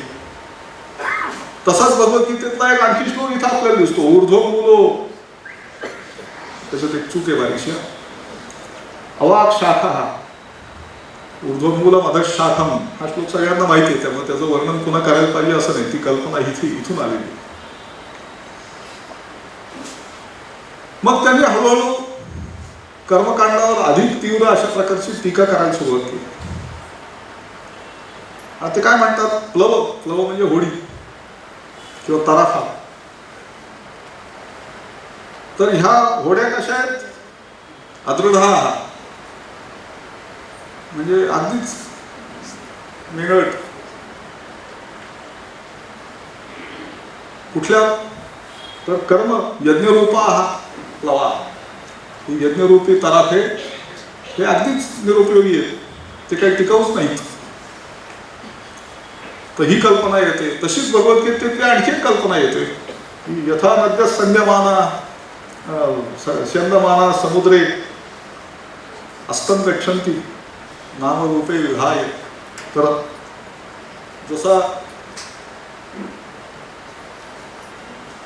कर्म माणसाची ही वाहून जातात आणि तो जो समुद्र असतो तो किती नद्यांचं पाणी त्यात भरलं तरी सुद्धा भरत नाही, पुढे तो काही त्याची पातळी सोडत नाही, ओलांडत नाही. अशा प्रकारच्या ज्या काही सगळ्या कल्पना आलेल्या आहेत भगवद्गीतेमध्ये, त्याही उपनिषदांमधून आलेल्या आहेत. आता यांची शैली कशी येते पाहण्यासाठी आपल्याला एक गोष्ट बघितली पाहिजे. आपण पहा, काय होतं की आपल्याला जर तेच शब्द पुन्हा पुन्हा येत गेले गाण्यांमध्ये वगैरे, तर ती गाणी लक्षात राहतात. ध्रुवपद लक्षात राहतात, कारण ते शब्द परत परत येतात. मधलं विसरून जातात. खरा तो प्रेमा नाधरी लोभमनी हे लक्षात राहतं. पुढं काय येतं किती जणांना सांगता येईल? फार थोड्या लोकांना सांगता येईल की ते पूर्ण गाणं अमुक अमुक असं आहे. कितीही गोड असलं तरी नाही येत. त्याच्यावर त्यांनी हे काढलेली युक्ती आहे किंवा निघालेली युक्ती असं म्हणूयात. रिपीट. वरुण नावाचा एक आचार्य आहे, त्याचा मुलगा भृगू. तो वरुणाकडे गेला. वरुणम पितरम उपसासार. काय सांगायला? की मला ब्रह्म शिकवा. आधीही भगवो ब्रह्मेती. मग शंकराचार्यांनी जे उत्तर दिलं तेच त्यांनी दिलं की अरे, अन्न प्राण चक्षु श्रोत्र मन आणि वाच अशा प्रकारचं ब्रह्म आहे असं मी सांगू शकेन तुला, पण तू असं समज की जिथून ही सगळी सृष्टी निर्माण झाली, यतो वा इमानी भूतानी जायन्ते, ती ज्याच्यावर जगतात, येन जातानी जीवंती, आणि यत प्रयंती अभिसंविशंती, आणि जिथं ती परत विलीन होणार आहे, तद विजिज्ञास ते जाणून घे, तद ब्रह्मे. पण ते मी सांगून तुला कळणार नाही, तुला तपश्चर्या करायला लागेल. मग तू तपोतप्येत. स म्हणजे कोण? भृगू. त्याने तपश्चर्या केली आणि तपश्चर्या करून आता इथून पुढचा मजकूर 5 वेळा रिपीट होतो. त्याला समजलं की अन्न हे ब्रह्म आहे. अन्न याचा अर्थ matter, solid liquid gaseous matter. खरं म्हणजे सॉलिड. अन्नम ब्रह्मेति व्यजानात, त्याला समजलं अन्न हे ब्रह्म आहे. अन्नाधी एव खलु इमानी भूतानि जायन्ते, त्याच्यापासून सगळी सृष्टी निर्माण होते. अन्नेन जातानि जीवंती, ती त्या मटेरियलवरच चालतात. अन्नम प्रयंती अभिसंविशंती ती, आणि ती त्याच्यात विलीन होतात. तद्विज्ञाय, हे समजल्यावर पुनरेव वरुणम पितरम उपससार, हे वाक्य एकदा वर येऊन गेलेलं. तो पुन्हा वडिलांकडे आला सांगायला की मला समजलं अन्न हे ब्रह्म आहे. तर मग तो म्हणला नाही, आहे थोडंसं बरोबर आहे पण पूर्ण नाही. आधी ही भगवो ब्रह्मेती, पुन्हा तम होवाच तपसा ब्रह्म विजिज्ञासस्व तपो ब्रह्मेती सतोपो तप्यत सतपस्तत्वा. दुसरा शब्द प्राणो ब्रह्मेती व्यजानात, मग ते रिपीट होतं, मग ते लक्षात राहतं. प्राणादेव खल्विमाने भूतानि जायन्ते प्राणेन जातानि जीवन्ति प्राणं प्राणं प्रयन्ते विसंविशन्ति इति. तद्विज्ञाय पुनरेव वरुणं पितरम् उपससार. आधी भगवो ब्रह्मेति तमोवाच तपसा ब्रह्म विजिज्ञासस्व तपो ब्रह्मेति सतपो तप्यत सतपस्तत्वा मनो ब्रह्मेति व्यजानात. परत सगळी साखळी रिपीट होते. परत विज्ञानं ब्रह्मेति व्यजानात, पुढं आनंदो ब्रह्मेति व्यजानात. हा आता संपलं. आनंदो ब्रह्मेति व्यजानात, आनंदाध्येव खल्विमानि भूतानि जायन्ते वगैरे सगळं झालं. तर विज्ञाय पुनरेव वरुणम पितरम उपससार. पण मग पुढे साखळी बदलते. सैषा भार्गवी वारुणी विद्या. आनंद हे ब्रह्म आहे हे वरुणाला समजलं, सॉरी हे भृगूला समजलं, वरुणाला माहितीच होतं. सैषा भार्गवी वारुणी विद्या, ती कशी आहे तर ती अत्यंत श्रेष्ठ प्रकारची परमेव व्योमन, अत्यंत उच्च अशा आकाशामध्ये श्रेष्ठ आकाशवंती विद्या आहे. जी त्याला समजते, ती ज्याला समजते तो खऱ्या अर्थाने समृद्ध यशस्वी होतोस. एवं वेद सत्प्रतिष्ठती अन्नवान अन्नादो भवती महान भवती प्रजया. पशुपदेश याच्यामध्ये थोडासा येतो. ते सगळं असं बेमालूमपणे एकत्र केलेलं. मग तशा इतरही दोन महत्वाच्या गोष्टी आहेत. जानश्रुती पौत्रायण नावाचा एक राजा आहे आणि तो चांगला भरपूर लोकांना, म्हणजे फक्त लाडक्या बहिणींनाच नाही तर भावांना सुद्धा बरंच काही देत असेल वगैरे, असं असं उपनिषद सांगतं. मी काही सांगत नाही. तर त्यामुळे प्रजा सुखी होती आणि आपल्याला सगळे लोक चांगले म्हणत असतील याच्याबद्दल त्याला खात्री होती. तर एकदा तो राजवाड्याच्या गच्चीवर बसलेला असताना दोन हंस असे वरून उडत चालले होते आणि त्याच्यापैकी एक हंस कलकलाट करत होता. तो दुसरा म्हटला, अरे असा कलकलाट करू नको, तो रैकू आहे खाली. तर तो काय म्हणेल, कोण रैको, म्हणजे हे आपल्याला सोडून, आपल्या राजवाड्याच्या वर आपल्याला सोडून रैकवाच्या बद्दल का बोलताय. तर त्याने तपास करायला सांगितलं, कोण रैको आहे जरा बघा. अर्थातच डिपार्टमेंट सगळी सारखीच असतात, त्यामुळे पहिला रिपोर्ट आला की असा कोणी माणूस नाहीये म्हणून. मग तो म्हटला की नाही तुम्ही नीट बघा, ज्या अर्थी ते हंसांना माहिती आहे त्या अर्थी ते असलं पाहिजे. मग त्यांना तो रैको सापडला आणि तो कसा, तर एका बैलगाडी खाली तो असा बसलेला होता. अत्यंत कधी आंघोळ केली आहे माहीत नाही, कशाचं भान नाही, काही नाही असा. आणि पामानम कशम आणाहा असं वर्णन आहे त्याचं. म्हणजे त्याला खरूच झालेली होती ती, खालवर तो बसला होता. किती जास्तीत जास्त किती वर्णन करावं त्याची ही पाराकोटी झाली.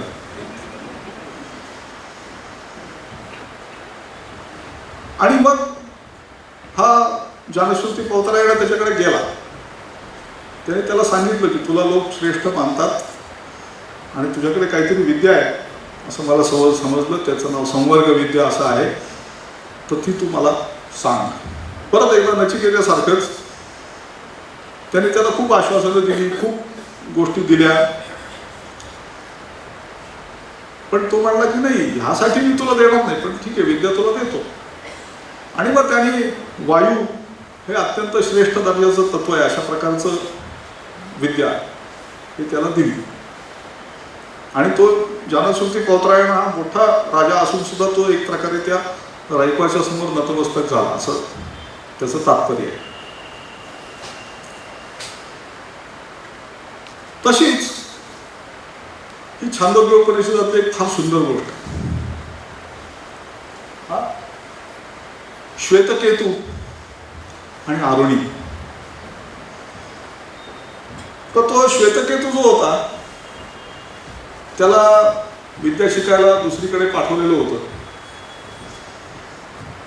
आणि मग ते सगळं शिकून आल्यानंतर तो स्वतःला परत एकदा फारच थोर मानायला लागलेला होता. अनुचान मानी म्हणजे विद्वान मानायला लागलेला होता. तर त्याच्या वडिलांच्या ते लक्षात आलं. त्याने त्याला बोलवलं.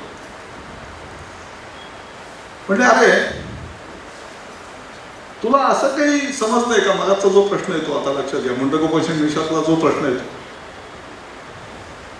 की ये ना अश्रुतम श्रुतम भवती, ज्याने आजपर्यंत आपल्याला माहीत नसलेल्या गोष्टी समजतात. अमतम मतम अविज्ञातम विज्ञातम, जे आपल्याला आजवर समजलेलं नाही ते समजतं. असं तुला काही माहिती आहे का? म्हणजे काय? तो यथा सौम्यम एकेन मृत्पिंडेन, मातीच्या एका गोळ्याने सर्व मृण्मयम विज्ञातम स्यात्. एक जाताचं सांगतो गोष्ट. आपण मराठीमध्ये मृण्मय असं म्हणतो, न म्हणतो. पण संस्कृतमधला मूळ शब्द मृण्मय असा आहे, तिथे न होत नाही. तर सर्व मृण्मयम विज्ञातम स्यात्. अशी तुला गोष्ट कळली आहे का की मातीचा गोळा आहे, तो समजला तर सगळ्या मातीच्या गोष्टी तुला समजतील. आणि मग लक्षात येईल की अहो त्याचे फक्त आकार बदललेले आहेत.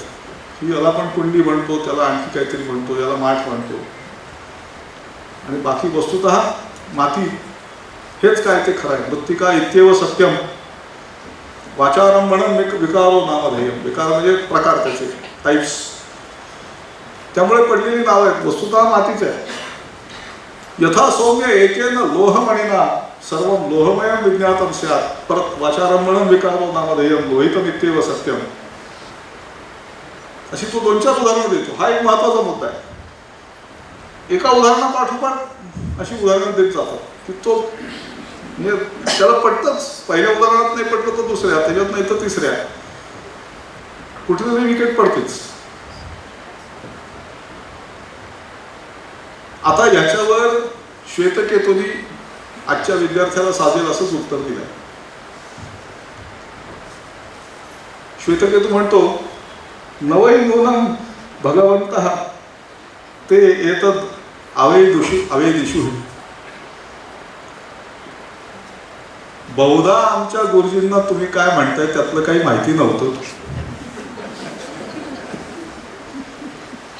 कारण जर ते त्यांना माहिती असतं यदि एतद् अवेदिष्यम कथम मे न अवक्ष्याम्यति, तर त्यांनी मला ते का बरं सांगितलं नसतं.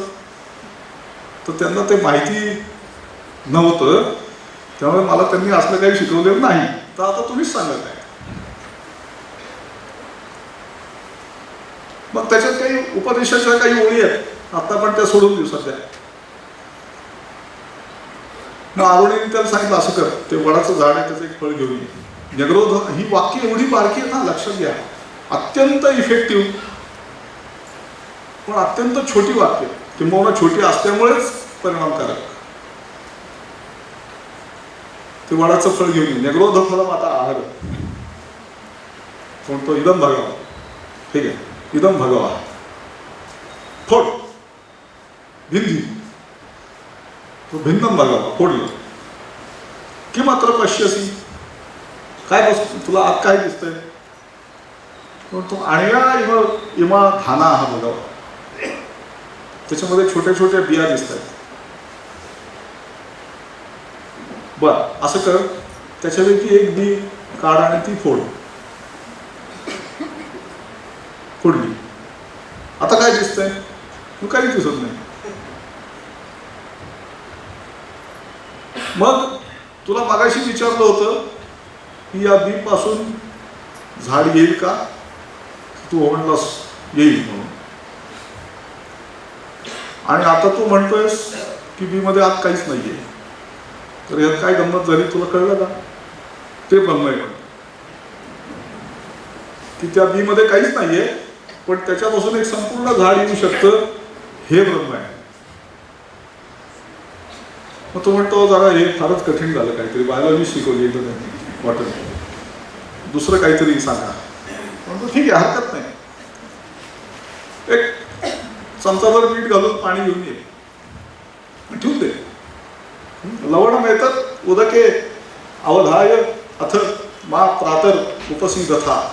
सकाळपर्यंत त्याला हात लावून नको आले तर तथाच्या करा. त्याने तसं केलं. मग तो म्हणतो अरे सकाळी तू घेऊन येतो भांडं, ते काल पाण्यात मीठ घातलं होतं ना, ते काढा. हो ह्याच्यात काही मीठ नाहीये. तो बरं ठीक आहे, हरकत नाही. अस्य अंताद आचानो, त्याच्या एका कोपऱ्यातून कुठून तरी पाणी पी. कथा मिती कसं आहे, लवण मिती खारट आहे. बर, मध्यातून पाणी पी, ते कसं आहे, खारट आहे. बघा हे इफेक्टिव्ह आहे किती. अस्य अंतादाच्या वेती कथमिती लवण मिती, अस्य मध्यादाच्या वेती कथमिती लवण मिती, अत्यंतादाच्या वेती कथमिती लवण मिती. अत्यंत कुठल्या तरी कोपऱ्यातून टोकातून पाणी पी, कसं लागतंय, खारट लागतं. तर मग तुला त्या पाण्यामध्ये मीठ दिसत नाही, पण पाणी तर खारट लागतंय, समजून घे काय. तर अशा अगदी सहजपणे पटू शकणाऱ्या उदाहरणांमधून त्यांनी हा सगळा विषय आपल्यापर्यंत आणला. आणि मग पुढे काय झालं की उपनिषद हा नुसता ग्रंथ, एक ग्रंथांचं एक कुंचका असा राहिला नाही. तर प्रत्येकाला वाटायला लागलं की अरे आपल्या परंपरेमध्ये उपनिषद निर्माण झाली पाहिजे. आणि त्यामुळे आपल्याला असं दिसेल, आता तिथून ते वाचता येणार नाही मला कल्पना आहे, परंतु ऋग्वेदाची एकूण 10 उपनिषदं तयार झाली, किंवा ऋग्वेदाशी नातं सांगणारी 10 उपनिषदं निर्माण झाली. मग त्याच्यामध्ये ऐतरेय आणि कौशितकी पहिल्या कॉलम मध्ये आपण बघितलीच. पण मग कुठल्याही एखाद्या संप्रदायाशी नातं न सांगणारी अशी सामान्य उपनिषद, आत्मबोध आणि मुद्गल उपनिषद ही तयार झाली. त्याच्यानंतर जे संन्यासवादी होते त्यांच्यासाठी निर्वाण उपनिषद नावाचं एक उपनिषद निर्माण झालं, जे नातं सांगत होतं ऋग्वेदाशी.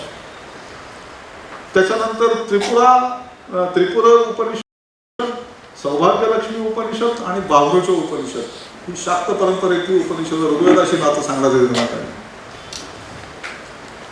तशीच मग वैष्णव परंपरेतली, शैव परंपरेतली आणि योग परंपरेतली सुद्धा उपनिषद ही पुढच्या काळात निर्माण झाली असं आपल्याला दिसतं.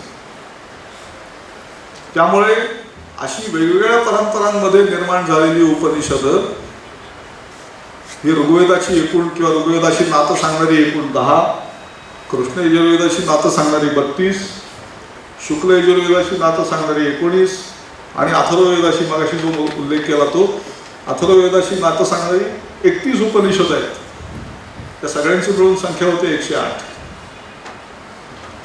आणि वेगवेगळ्या परंपरा जर बघितल्या तर मुख्य उपनिषद मगाशी जी 10 अधिक 3 13 असं सांगितलं होतं, ती ही 13. त्याच्यानंतर कुठल्याच संप्रदायाशी नातं न सांगणारी अशी 21, संन्यास मार्गाशी नातं सांगणारी 18, शाक्त परंपरेशी नातं सांगणारी 8, वैष्णव परंपरेशी नातं सांगणारी 14, शैव परंपरेशी नातं सांगणारी 14 आणि योगाशी नातं सांगणारी 30 उपनिषद. म्हणजे परत संख्या आहे 108. आणि मग मी मगाशी सांगितलं ते की भगवद्गीता ही स्वतःला उपनिषद म्हणून घेते. कारण परत अर्जुन हा रथोपस्थ उपाविशत आणि तो अस्वस्थ होऊन प्रश्न विचारतोय आणि कृष्ण उत्तर देतोय त्याला. श्री भगवान. हा, त्यात एक गंमत आहे आणखी पुन्हा. भगवद्गीता सुरू होईपर्यंत तुम्हाला कृष्ण उवाच, केशव उवाच असं सापडेल. भगवद्गीता संपली की परत एकदा कृष्ण उवाच, केशव उवाच असं सापडेल. भगवद्गीतेमध्ये फक्त श्री भगवान उवाच असं सापडेल. श्री भगवान म्हणा. तर त्यामुळे तो गुरुकडून घेतलेला उपदेशच आहे म्हणून त्याला उपनिषद म्हटलं आणि ते यथार्थ आहे, त्यात काही प्रश्न नाही, शंका विचारायचं काही कारण नाही. आणि म्हणून प्रतिज्ञा पण त्यांची अशीच आहे की सगळी उपनिषदं या गायी आहेत. सर्वोपनिषदो गावो आणि दोग्धा गोपाला नंदना. आणि कृष्ण हा गवळी आहे. पार्थो वत्स सुधीर भोगता दुग्धम गीता अमृतम महत्. मग भगवद्गीता हे जसं आहे तसं त्या मगाशी पाहिलेल्या अथर्ववेदांच्या परंपरेमधलं शैव उपनिषदांमध्ये एक उपनिषद येते आहे अथर्व शिरस किंवा अथर्व शीर्ष. त्याच्यापैकी अथर्व शीर्ष म्हणून जी काही उपनिषद आहेत त्याच्यापैकी गणपतीचं अधिक प्रसिद्ध आहे. ती सुद्धा अनेक आहेत, त्याच्यापैकी गणपतीचं अथर्व शीर्ष हे प्रसिद्ध आहे. कारण प्रत्येकाला असं वाटायला लागलं की आपल्याला उपनिषद असलं पाहिजे. उपनिषद नावाचा एक ग्रंथ आपल्याकडे असला पाहिजे, आपल्या खाती जमा असला पाहिजे. त्यामुळे ही पुढची सगळी उपनिषद ही नंतर झाली असं आपल्याला दिसतं. तसं आयुर्वेदाशी नातं सांगणारं आणि गर्भांच्या संदर्भात काही सांगणारं, गर्भावस्था, गर्भाची वाढ वगैरे याच्याबद्दल जे काही त्यांना माहिती होतं ती माहिती देणारं जे उपनिषद आहे. परत त्याला नाव गर्भोपनिषद असं दिले. आणि तेवढंच नाही तर पुढे जेव्हा सुफिझम आणि ह्या सगळ्या परंपरा आपल्याकडे इस्लाममधल्या आल्या तेव्हा त्या मंडळींनी संस्कृतमध्ये उपनिषद दिलं, त्याचं नाव अल्लोपनिषद. आता अल्लाला ते आवडलं की नाही आपल्याला माहीत नाही.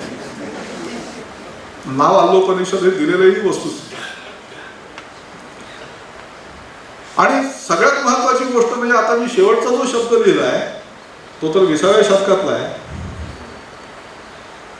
तर येशू ख्रिस्ताचा जो डोंगरावरचा उपदेश आहे माउंटन सर्मन जो आहे, त्या माउंटन सर्मनचं संस्कृतमध्ये जे भाषांतर झाले त्याला नाव शैलोपनिषद असं दिले. डोंगरावरचा उपदेश. आणि एक आमचे परिचित एक अत्यंत गंभीरपणे अभ्यास करणारे एक विद्वान की त्या नावाला फसले. त्यांनी ते पुस्तक विकत घेतलं, वाचलं आणि मग त्यांच्या लक्षात आलं की हे काही उपनिषदातलं दिसत नाही, काहीतरी वेगळंच आहे. मग शोध घेतल्यावर लक्षात आलं की ते डोंगरावरच्या प्रवासाचं भाषण आहे. तर तात्पर्य त्या शब्दाने भुरळ किती लोकांना घातली बघा तुम्ही, आणि किती प्रकारच्या लोकांना घातली. आणि पुन्हा उपनिषदांनी काय केलं, जे काम पुढच्या काळामध्ये महाभारताने रामायणाने केलं त्याच्याबद्दल आपल्याकडे स्वतंत्र व्याख्यान आहे, त्याची मला कल्पना आहे. तर ते म्हणजे धर्म, तत्वज्ञान, परंपरा या सगळ्या गोष्टी सगळ्या समाजापुढे नेऊन ठेवल्या. ते काम त्याच्या आधीच्या काळात उपनिषदांनी केलं. आणि ते पाझरत किती आलेलं असलं पाहिजे, किती आलेलं असलं पाहिजे त्याचं आपल्याला 2 उदाहरणांवरून सांगता येतं. हा पहिला जो अभंग आहे तसा अभंग लिहायचा म्हणजे काय ताकद पाहिजे, तुम्ही कल्पना करा केवढी यादी दिली येते. आम्हाला अमुक कळत नाही पण ते आहे हे माहिती असणं ही किती मोठी गोष्ट आहे. आम्हा नकळे ज्ञान, नकळे पुराण, वेदांचे वचन नकळे आम्हा, आगमाची आढी निगमाचा भेद, शास्त्रांचा संवाद नकळे आम्हा, योग याग तप अष्टांग साधन, नकळेची दान व्रत तप, चोखा म्हणे माझा भोळा भाव देवा. हे नकळे नका, त्याने काय फरक पडतो तसं तो म्हणतो, पण त्याला ते निश्चितपणे समजत असलं पाहिजे. तो त्याच्या पुढे गेलेला होता खरं चोखा का. तर चोखा म्हणे माझा भोळा भावा देवा, गायीनं केशवा नाव तुझे. आणि मगाशी मी जे सांगितलं अणोराणीयान महतो महियान, ते तुकाराम महाराजांच्या शेवटच्या अभंगात आहे. थेट अणुरणीया थोकडा, अणुराणीयान महतो महियान, तुका आकाशा हे वडा. त्यामुळे वेदांच्या परंपरेत निर्माण झालेला, त्या परंपरेला एक प्रकारे थोडासा त्याच्यापासून बाजूला गेलेला पण मोठी झेप घेतलेला आणि त्या परंपरेत तरी कायम राहिलेला असा हा एक मोठा प्रचंड ग्रंथसंभार आहे. तो सर्व समाजापर्यंत जाऊन पोहोचलेला आहे. आपण जे आत्ता बोलतोय त्यातलं उपनिषदामध्ये काय असेल असा शोध घेतला तर खूप गोष्टी सापडतील. जशा भगवद्गीतेतल्या उपनिषदामध्ये असलेल्या मी तुम्हाला दाखवल्याच, इतरही ग्रंथांमधल्या सापडतील, इतरही संत वचनांमधल्या सापडतील, सत्पुरुषांच्या वचनामधल्या सापडतील. त्यामुळे ज्ञानाची, दर्शनाची, तत्वज्ञानाची कवाडं सगळ्या जगाला उघडून दाखवणारा असा हा प्रचंड मोठा ग्रंथसंभार आहे. त्याचा जितका परिचय मर्यादित वेळेत आपल्याला करून देता आला तेवढा मी करून दिला. तो गोड मानून घ्यावा. धन्यवाद.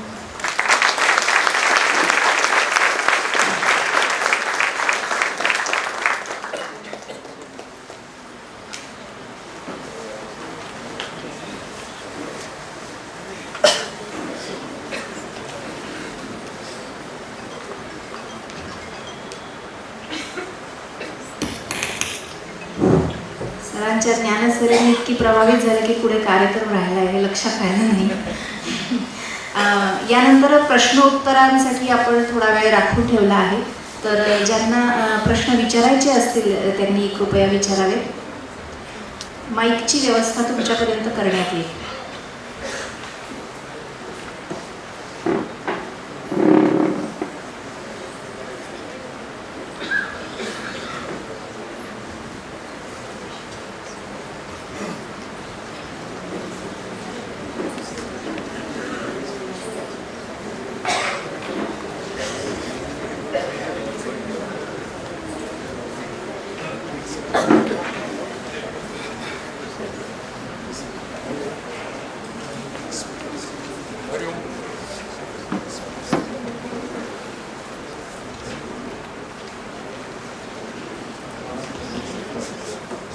आवाज मोठा आहे, काय हरकत नाही.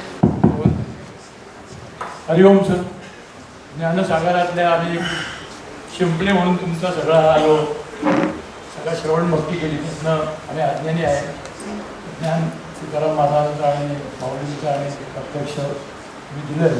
त्यातलं मला माझ्या माहितीप्रमाणे जो प्रश्न म्हणजे एक शब्द थोडी कुतूहल म्हणून आपल्या वेदांबद्दल, उपनिषदाबद्दल तुम्ही काही साधक नाही किंवा तसं नाही, तरी मला जे थोडंफार त्यातलं वाचन आहे तर आपल्या मूळ जो आपला उपनिषदांचा सर्वांचा उहापोह तुम्ही केला. 3 शब्द तुम्ही सांगितले, आत्मा, पुरुष, ब्रह्म.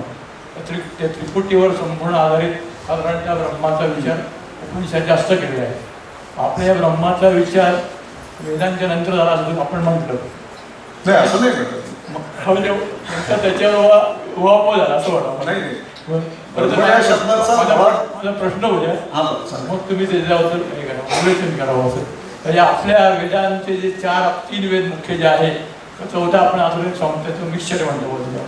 त्यामध्ये वेदांचा याच्यामध्ये काय हा प्रश्न सर्वम खलिदम ब्रह्म, प्रज्ञान ब्रह्म, तिसरं मला स्मरत नाही असतील असे त्यांनी ब्रह्माचे एक शब्दामध्ये वर्णन वेदांमध्ये केलेला उल्लेख येतो, म्हणजे भाषण येते. त्याचप्रमाणे आपण पुरुष, आत्मा आणि दुसरं ब्रह्म या तिघींचा आपल्या एका नित्य जी उपासना आपली मार्ग आहे, संध्यावंदन आहे म्हणा किंवा अन्नप्राशन आहे किंवा जीवनाचं, तर त्याच्यामध्ये आपल्याला आपण ज्या अन्नाचं वर्णन केले तर पहिला आपण जो घास घेतो तुम्ही या सगळ्या उपनिषद अन्नाचं महत्त्व सांगितले किंवा त्याच्यामध्ये तर अन्नन ब्रह्म रसो कृष्णा शब्द येतो. म्हणजे ब्रह्माचं रोज स्मरण केलं पाहिजे. त्याचप्रमाणे आत्म्याचा विचार केला तर सूर्य आत्मा जग तस्तस्तु पश्य, ते संध्यमधलं बंधन आहे. तिसरं पुरुषाचं वर्णन केलं, पुरुष सुक्तामधला पहिला शब्द आहे सहस्रशी रेखा पुरुषा.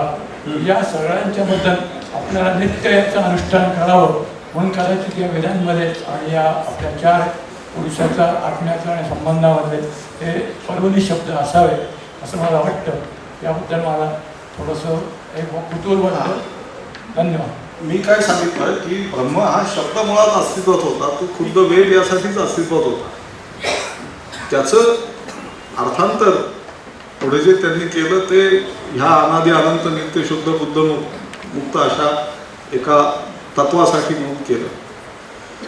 आणि आपण जे म्हणालात की त्याच्या विविध व्याख्या आहेत. ब्रह्माच्या सुद्धा वेगवेगळ्या ठिकाणी वेगवेगळ्या त्याच्या व्याख्यांच्या छटा आपल्याला दिसतात, आत्म्याच्या दिसतात. आणि मगाशी मी सांगितलं तसं की हळूहळू पुरुष हा शब्द लुप्त झाला आणि त्याच्या जागी आत्मा हाच शब्द वापरायला सुरुवात झाली. तर त्या व्याख्या वेगवेगळ्या ठिकाणी वेगळ्या आहेत, त्या ठिकाणी सगळ्या बरोबरच आहेत, पण त्या सगळ्यांची मूळ एक व्यापक व्याख्या तयार होते आणि ती होणं शक्य आहे हे उपनिषदांनी दाखवलं. हा त्यातला महत्वाचा मुद्दा. सर, कान आणि मन आमचं तृप्त झालं नाही, पण कान आणि मनाला तृप्त करणारं असं तुम्ही जे ब्रह्म आम्हाला दाखवलं किंवा त्याची अनुभूती आम्हाला किंचितशी दिली, त्याबद्दल आम्ही सगळे तुमचे ऋणी राहूच. आणि माझे दोन प्रश्न की संवत्सरांची जी नावं आहेत, जसं प्लवनाम संवत्सर आहे, अशी भृगू आहे किंवा असं, तर ते ह्याच्याशी काही संदर्भ आहे का उपनिषदांशी? हा पहिला प्रश्न. आणि दुसरा प्रश्न असा की ब्रह्म आपण जे म्हणतो ते म्हणजे पोटेन्शियल एनर्जी असं म्हणता येईल का? बरं, आता पहिला जो प्रश्न आहे तर त्यातली संवत्सरांची 60 नावं आहेत. त्या 60 नावांपैकी काही नावं ही वैदिक कुठल्या तरी शब्दांपासून घेतलेली असू शकतील. पण आता क्रोधी नाम संवत्सर, पराभव नाम संवत्सर, दुंदुभी नाम संवत्सर हे कुठून आलेली असतील? तर ती काही वेद परंपरेतून आलेली असतील असं नाही. आणि संवत्सरांची नावं देण्याची जी पद्धत आहे ती साधारणपणे आपल्याला इसवी सनाच्या 9व्या शतकाच्या आधी सापडत नाही, त्याच्यानंतर ती येते. आणि ते कशासाठी आहे तर गोष्ट अशी आहे की मोठ्या आकडे लिहित बसणं याच्यापेक्षा अमुक संवत्सरामध्ये अमुक तिथीला असं म्हटलं की 60 वर्ष फिक्स झाली, 60 वर्ष फिक्स झाली. त्याच्यानंतर 60 वर्षाचा हिशोब होईल. समजा आता उद्या अशी कल्पना करा की कोणीतरी एक सोमेश्वर नावाचा राजा आहे, अशी कल्पना करा. त्यांनी समजा पराभव नाव संवत्सरामध्ये एक ताम्रपट दिलेला आहे दान कोणाला. तर आज सोमेश्वर नावाचा राजा हा पराभव नाव संवत्सरात आहे, तो 60 वर्षांनी असणार नाही, 60 वर्षापूर्वी नव्हता. त्यामुळे उद्या ठरवायची वेळ आली तर ते पक्क कळू शकतं की हे साधारण केव्हाच आहे आणि बरोबर आहे. याच्यासाठी ती रचना निर्माण झाली. तर हे बसलेले आहेत ते नीट सांगू शकतील जास्ती माझ्यापेक्षा. दुसरा जो प्रश्न आहे तो परत एकदा विचार, म्हणजे मला आठवावं म्हणून विचार.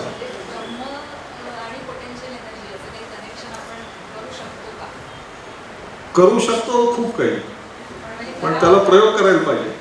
ते आत्ता तसं आहे असं मी म्हणणार नाही असंही म्हणणार नाही. तुम्ही समजावून घ्या असं उपनिषदांनीच सांगितलं, त्यामुळे मला काही वेगळं म्हणायची गरज नाही. पण प्रयोग करता येतील का? हो, येतील करता, डेफिनेटली, निश्चितच. आणि त्याच्याशिवाय त्याच्याबद्दल काही बोलणं इष्ट पण नाही.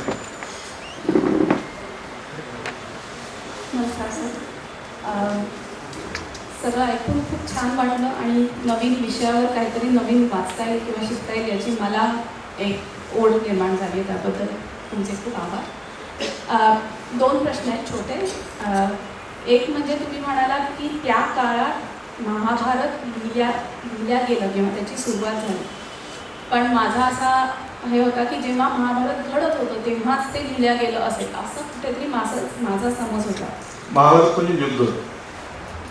अच्छा, युद्ध का सगळंच म्हणजे मला ते एक प्रश्न आहे की म्हणजे ते कसं. आणि दुसरं म्हणजे बीइंग सेल्फिश, माझी लहान मुलं आहेत आणि आम्ही परदेशात असतो, तर हे सगळे जे आपले ग्रंथ आहेत किंवा हे जे काही ज्ञान आहे त्यांच्यापर्यंत ते पोहोचवण्याचा गोष्टीरूप प्रयत्न आमच्या परीने आम्ही करत असलो तरी आजकाल जे काही ऑनलाईन किंवा जे काही अवेलेबल आहे त्याच्यावर ऑथेंटिसिटीचा खूप मोठा प्रश्न येतो. तर असे काही गोष्टी आम्हाला रेफरन्स म्हणून वापरता येईल? मी तुम्हाला जरूर सांगेन. आता उदाहरणार्थ हे मुद्दाम जे पुस्तक काढलं आहे बरोबर, तर हे विनोबा भावेंचं पुस्तक आहे, अष्टादशी नावाचं पुस्तक आहे.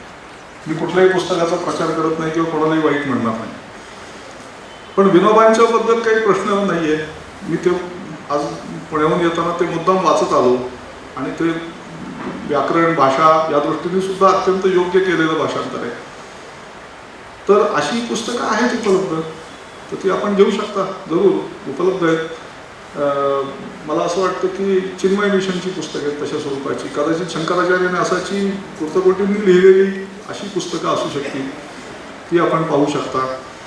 त्याच्यानंतर डॉक्टर राधाकृष्णन यांची पुस्तकं या संदर्भातली उपलब्ध आहेत, ती आपण पाहू शकता. त्यामुळे बाकी AIच्या जगामध्ये आणि इंटरनेटवर काही चालू दे, मूळ बेसिक मटेरियल ते आहे उपलब्ध, हवं तेवढं, त्यात काही प्रश्न नाही आहे. आता महाभारताच्या संदर्भात आपण प्रश्न विचारला, तो जर शक्य असेल तर ते जे वक्ते आहेत त्यांना विचारा जेव्हा ह्या विषयावरचं व्याख्यान होईल ते. आत्तापुरतं तुम्हाला उत्तर द्यायचं झालं तर खुद्द महाभारतातच असं म्हटलेलं आहे की व्यासांनी ते सांगितलं पहिल्यांदा, त्याच्यानंतर ते दोनदा सांगितलं गेलं. आणि अर्थातच कारण गंमत अशी आहे की युद्धाची कथा सांगितली, पण युद्ध कशामुळे उद्भवलं असा प्रश्न विचारला गेला. तो मी कोणी विचारला, कोणी उत्तरं दिली हे मी मुद्दाम आत्ता सांगत नाही, ठीक आहे, कारण ते तेव्हा सांगितलं पाहिजे. तर मग सांगितलं गेलं की हे युद्धापर्यंत हे आलं कसं प्रकरण सगळं. मग आदी पर्व आणि बाकीची पर्व, सभा पर्व वगैरे ती सगळी तयार झाली थोडक्यात म्हणजे त्यावेळेला. आणि मग त्याच्यानंतर त्यातल्या उपकथांचे बद्दल प्रश्न विचारले गेले आणि मग ते मोठं झालं. त्यामुळे महाभारताची जी पहिली आवृत्ती आहे जय नावाची, तर ती सुमारे 8,000 श्लोकांची आहे. त्याच्या पुढची भारत नावाची आवृत्ती आहे ती 24,000 श्लोकांची आहे. आणि आत्ता आपल्याकडे जे महाभारत आहे ते सुमारे 1,00,000 श्लोकांचं आहे. आणि माझ्या आठवणीप्रमाणे त्याची सगळी रचना ही भूतकाळात आहे. अमुक अमुक असं घडलं असं सांगतात ते, आत्ता घडतंय असं नाही सांगत. कर्ण म्हणाला, भीम म्हणाला, दुर्योधन म्हणाला असं म्हणतात, तो आत्ता म्हणतोय असं नाही म्हणत कधीच. तेव्हा ते घडून गेल्यानंतर नंतर रचलेलं हे निश्चित आहे, त्यात काही प्रश्न नाही. ठीक आहे. हा, तर त्याच्या माईक जे असतात त्यांची.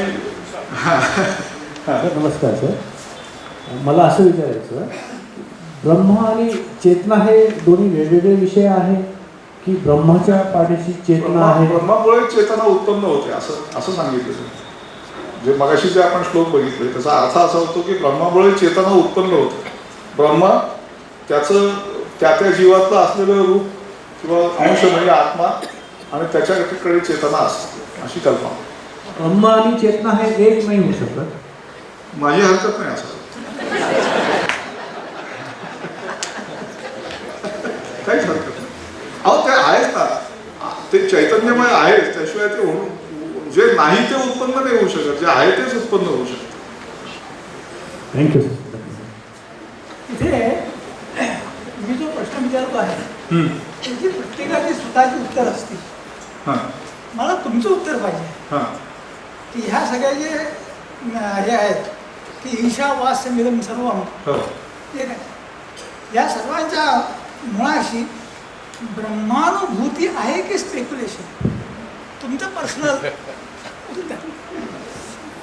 त्यापैकी काही असलं तरी ते थोर आहे यात शंका नाही. आणि मला ती झालेली नाही, त्यामुळे मी याच्याबद्दल अधिकाराने उत्तर देऊ शकणार नाही. माझं ज्ञान आहे ते शाब्दिक स्वरूपाचंच आहे, हे मला मान्य आहे, त्यात काही प्रश्न नाही.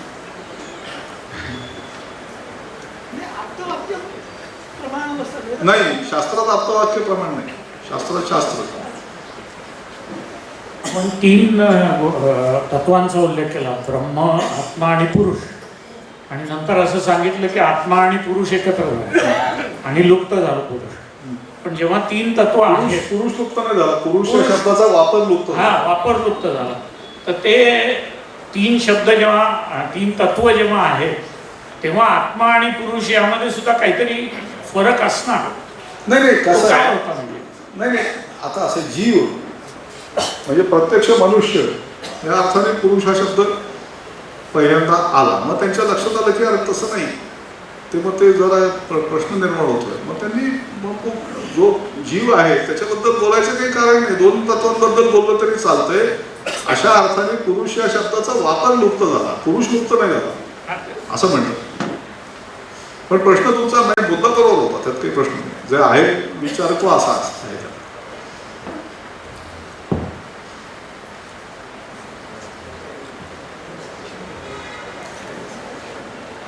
ठीक आहे.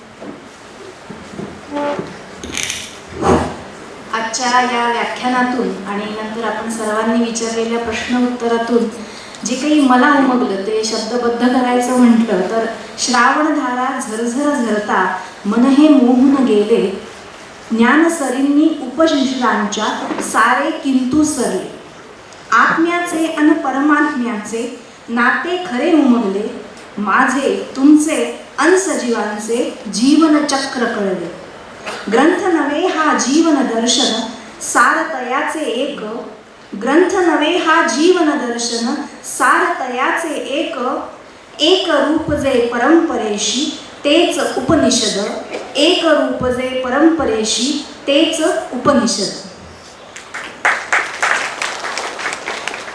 यानंतर मी आयामचे विश्वस्त मिलिंदजी कुलकर्णी यांना विनंती करते की त्यांनी आभार व्यक्त करावे.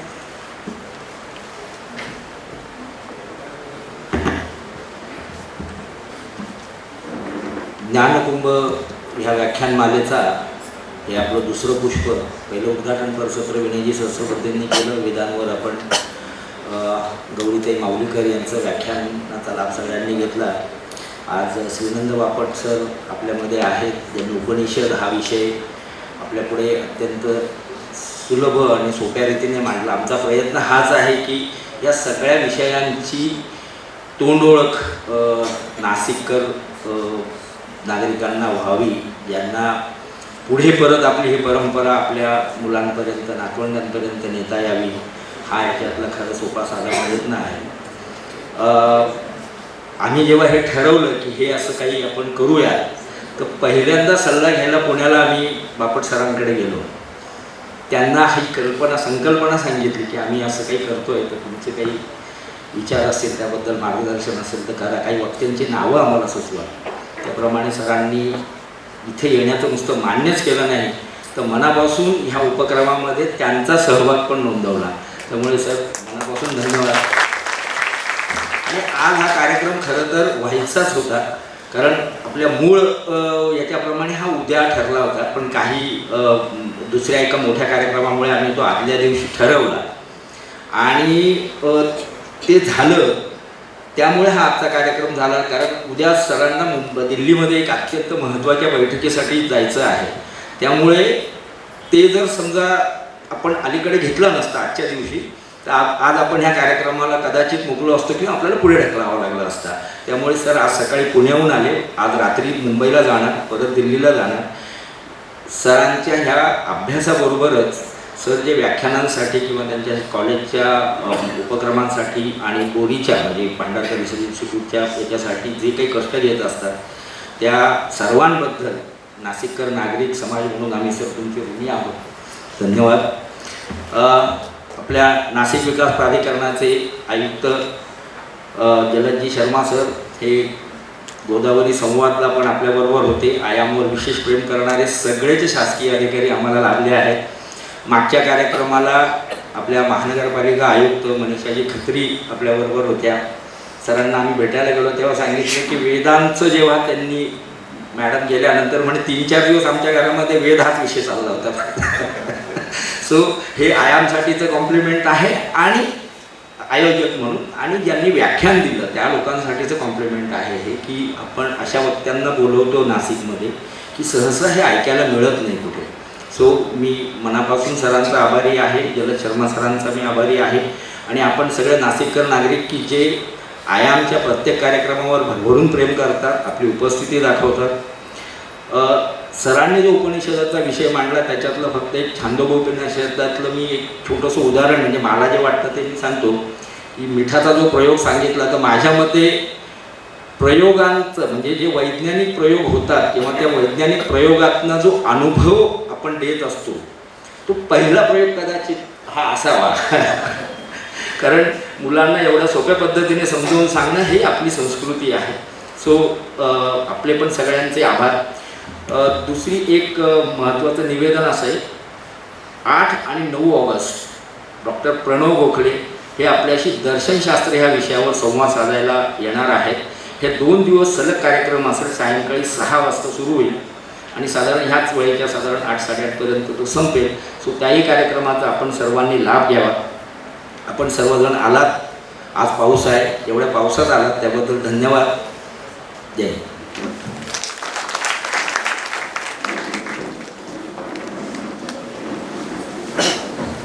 आजच्या कार्यक्रमाची सांगता संपूर्ण वंदे मातरम गीत गायनाने होणार आहे.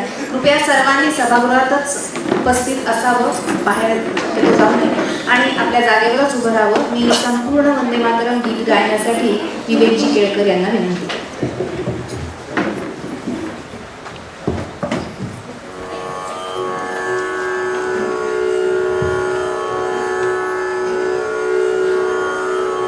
वंदे मातरम वंदे मातरम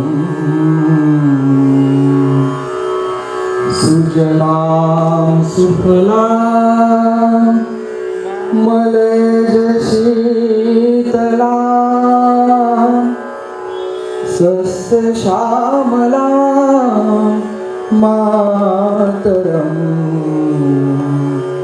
वन्दे मातरम् शुभ्रज्योत्स्ना पुलकितयामिनी फुल्लकुसुमित द्रुमदलशोभिनी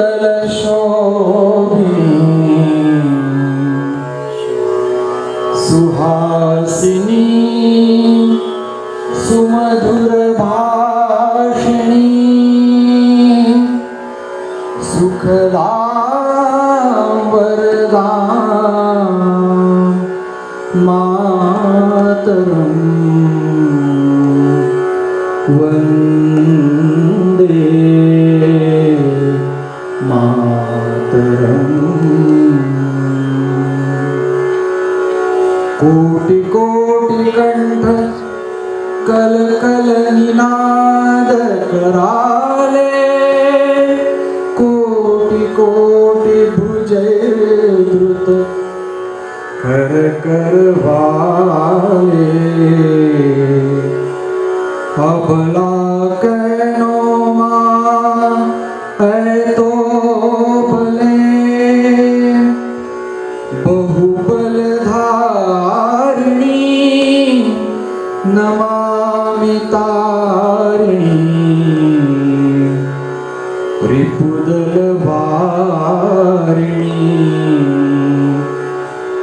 मातरं वन्दे मातरम् तुम्ही विद्या तुम्ही धर्म तुम्ही विधी तुम्ही मर्म त्वं हि प्राणा शरीरे बाहुते तुम्ही मा शक्ती हृदये तुम्ही मा भक्ती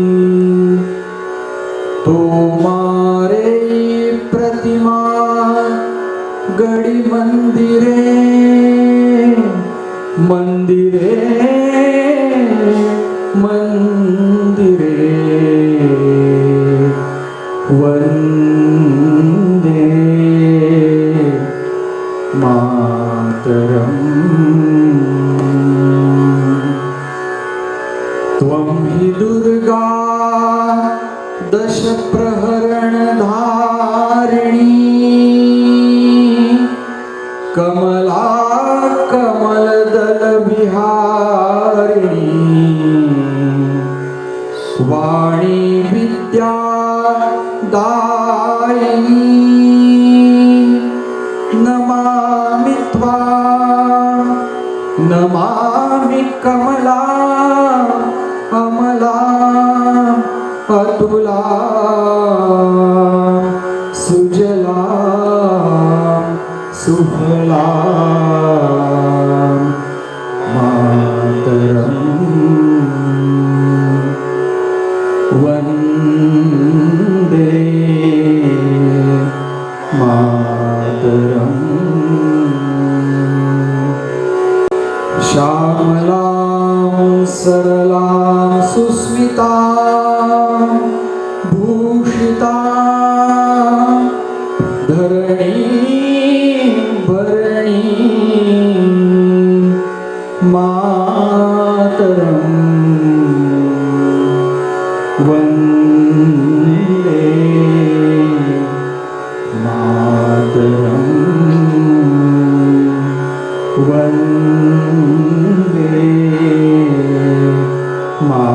मातरम वंदे मातरम.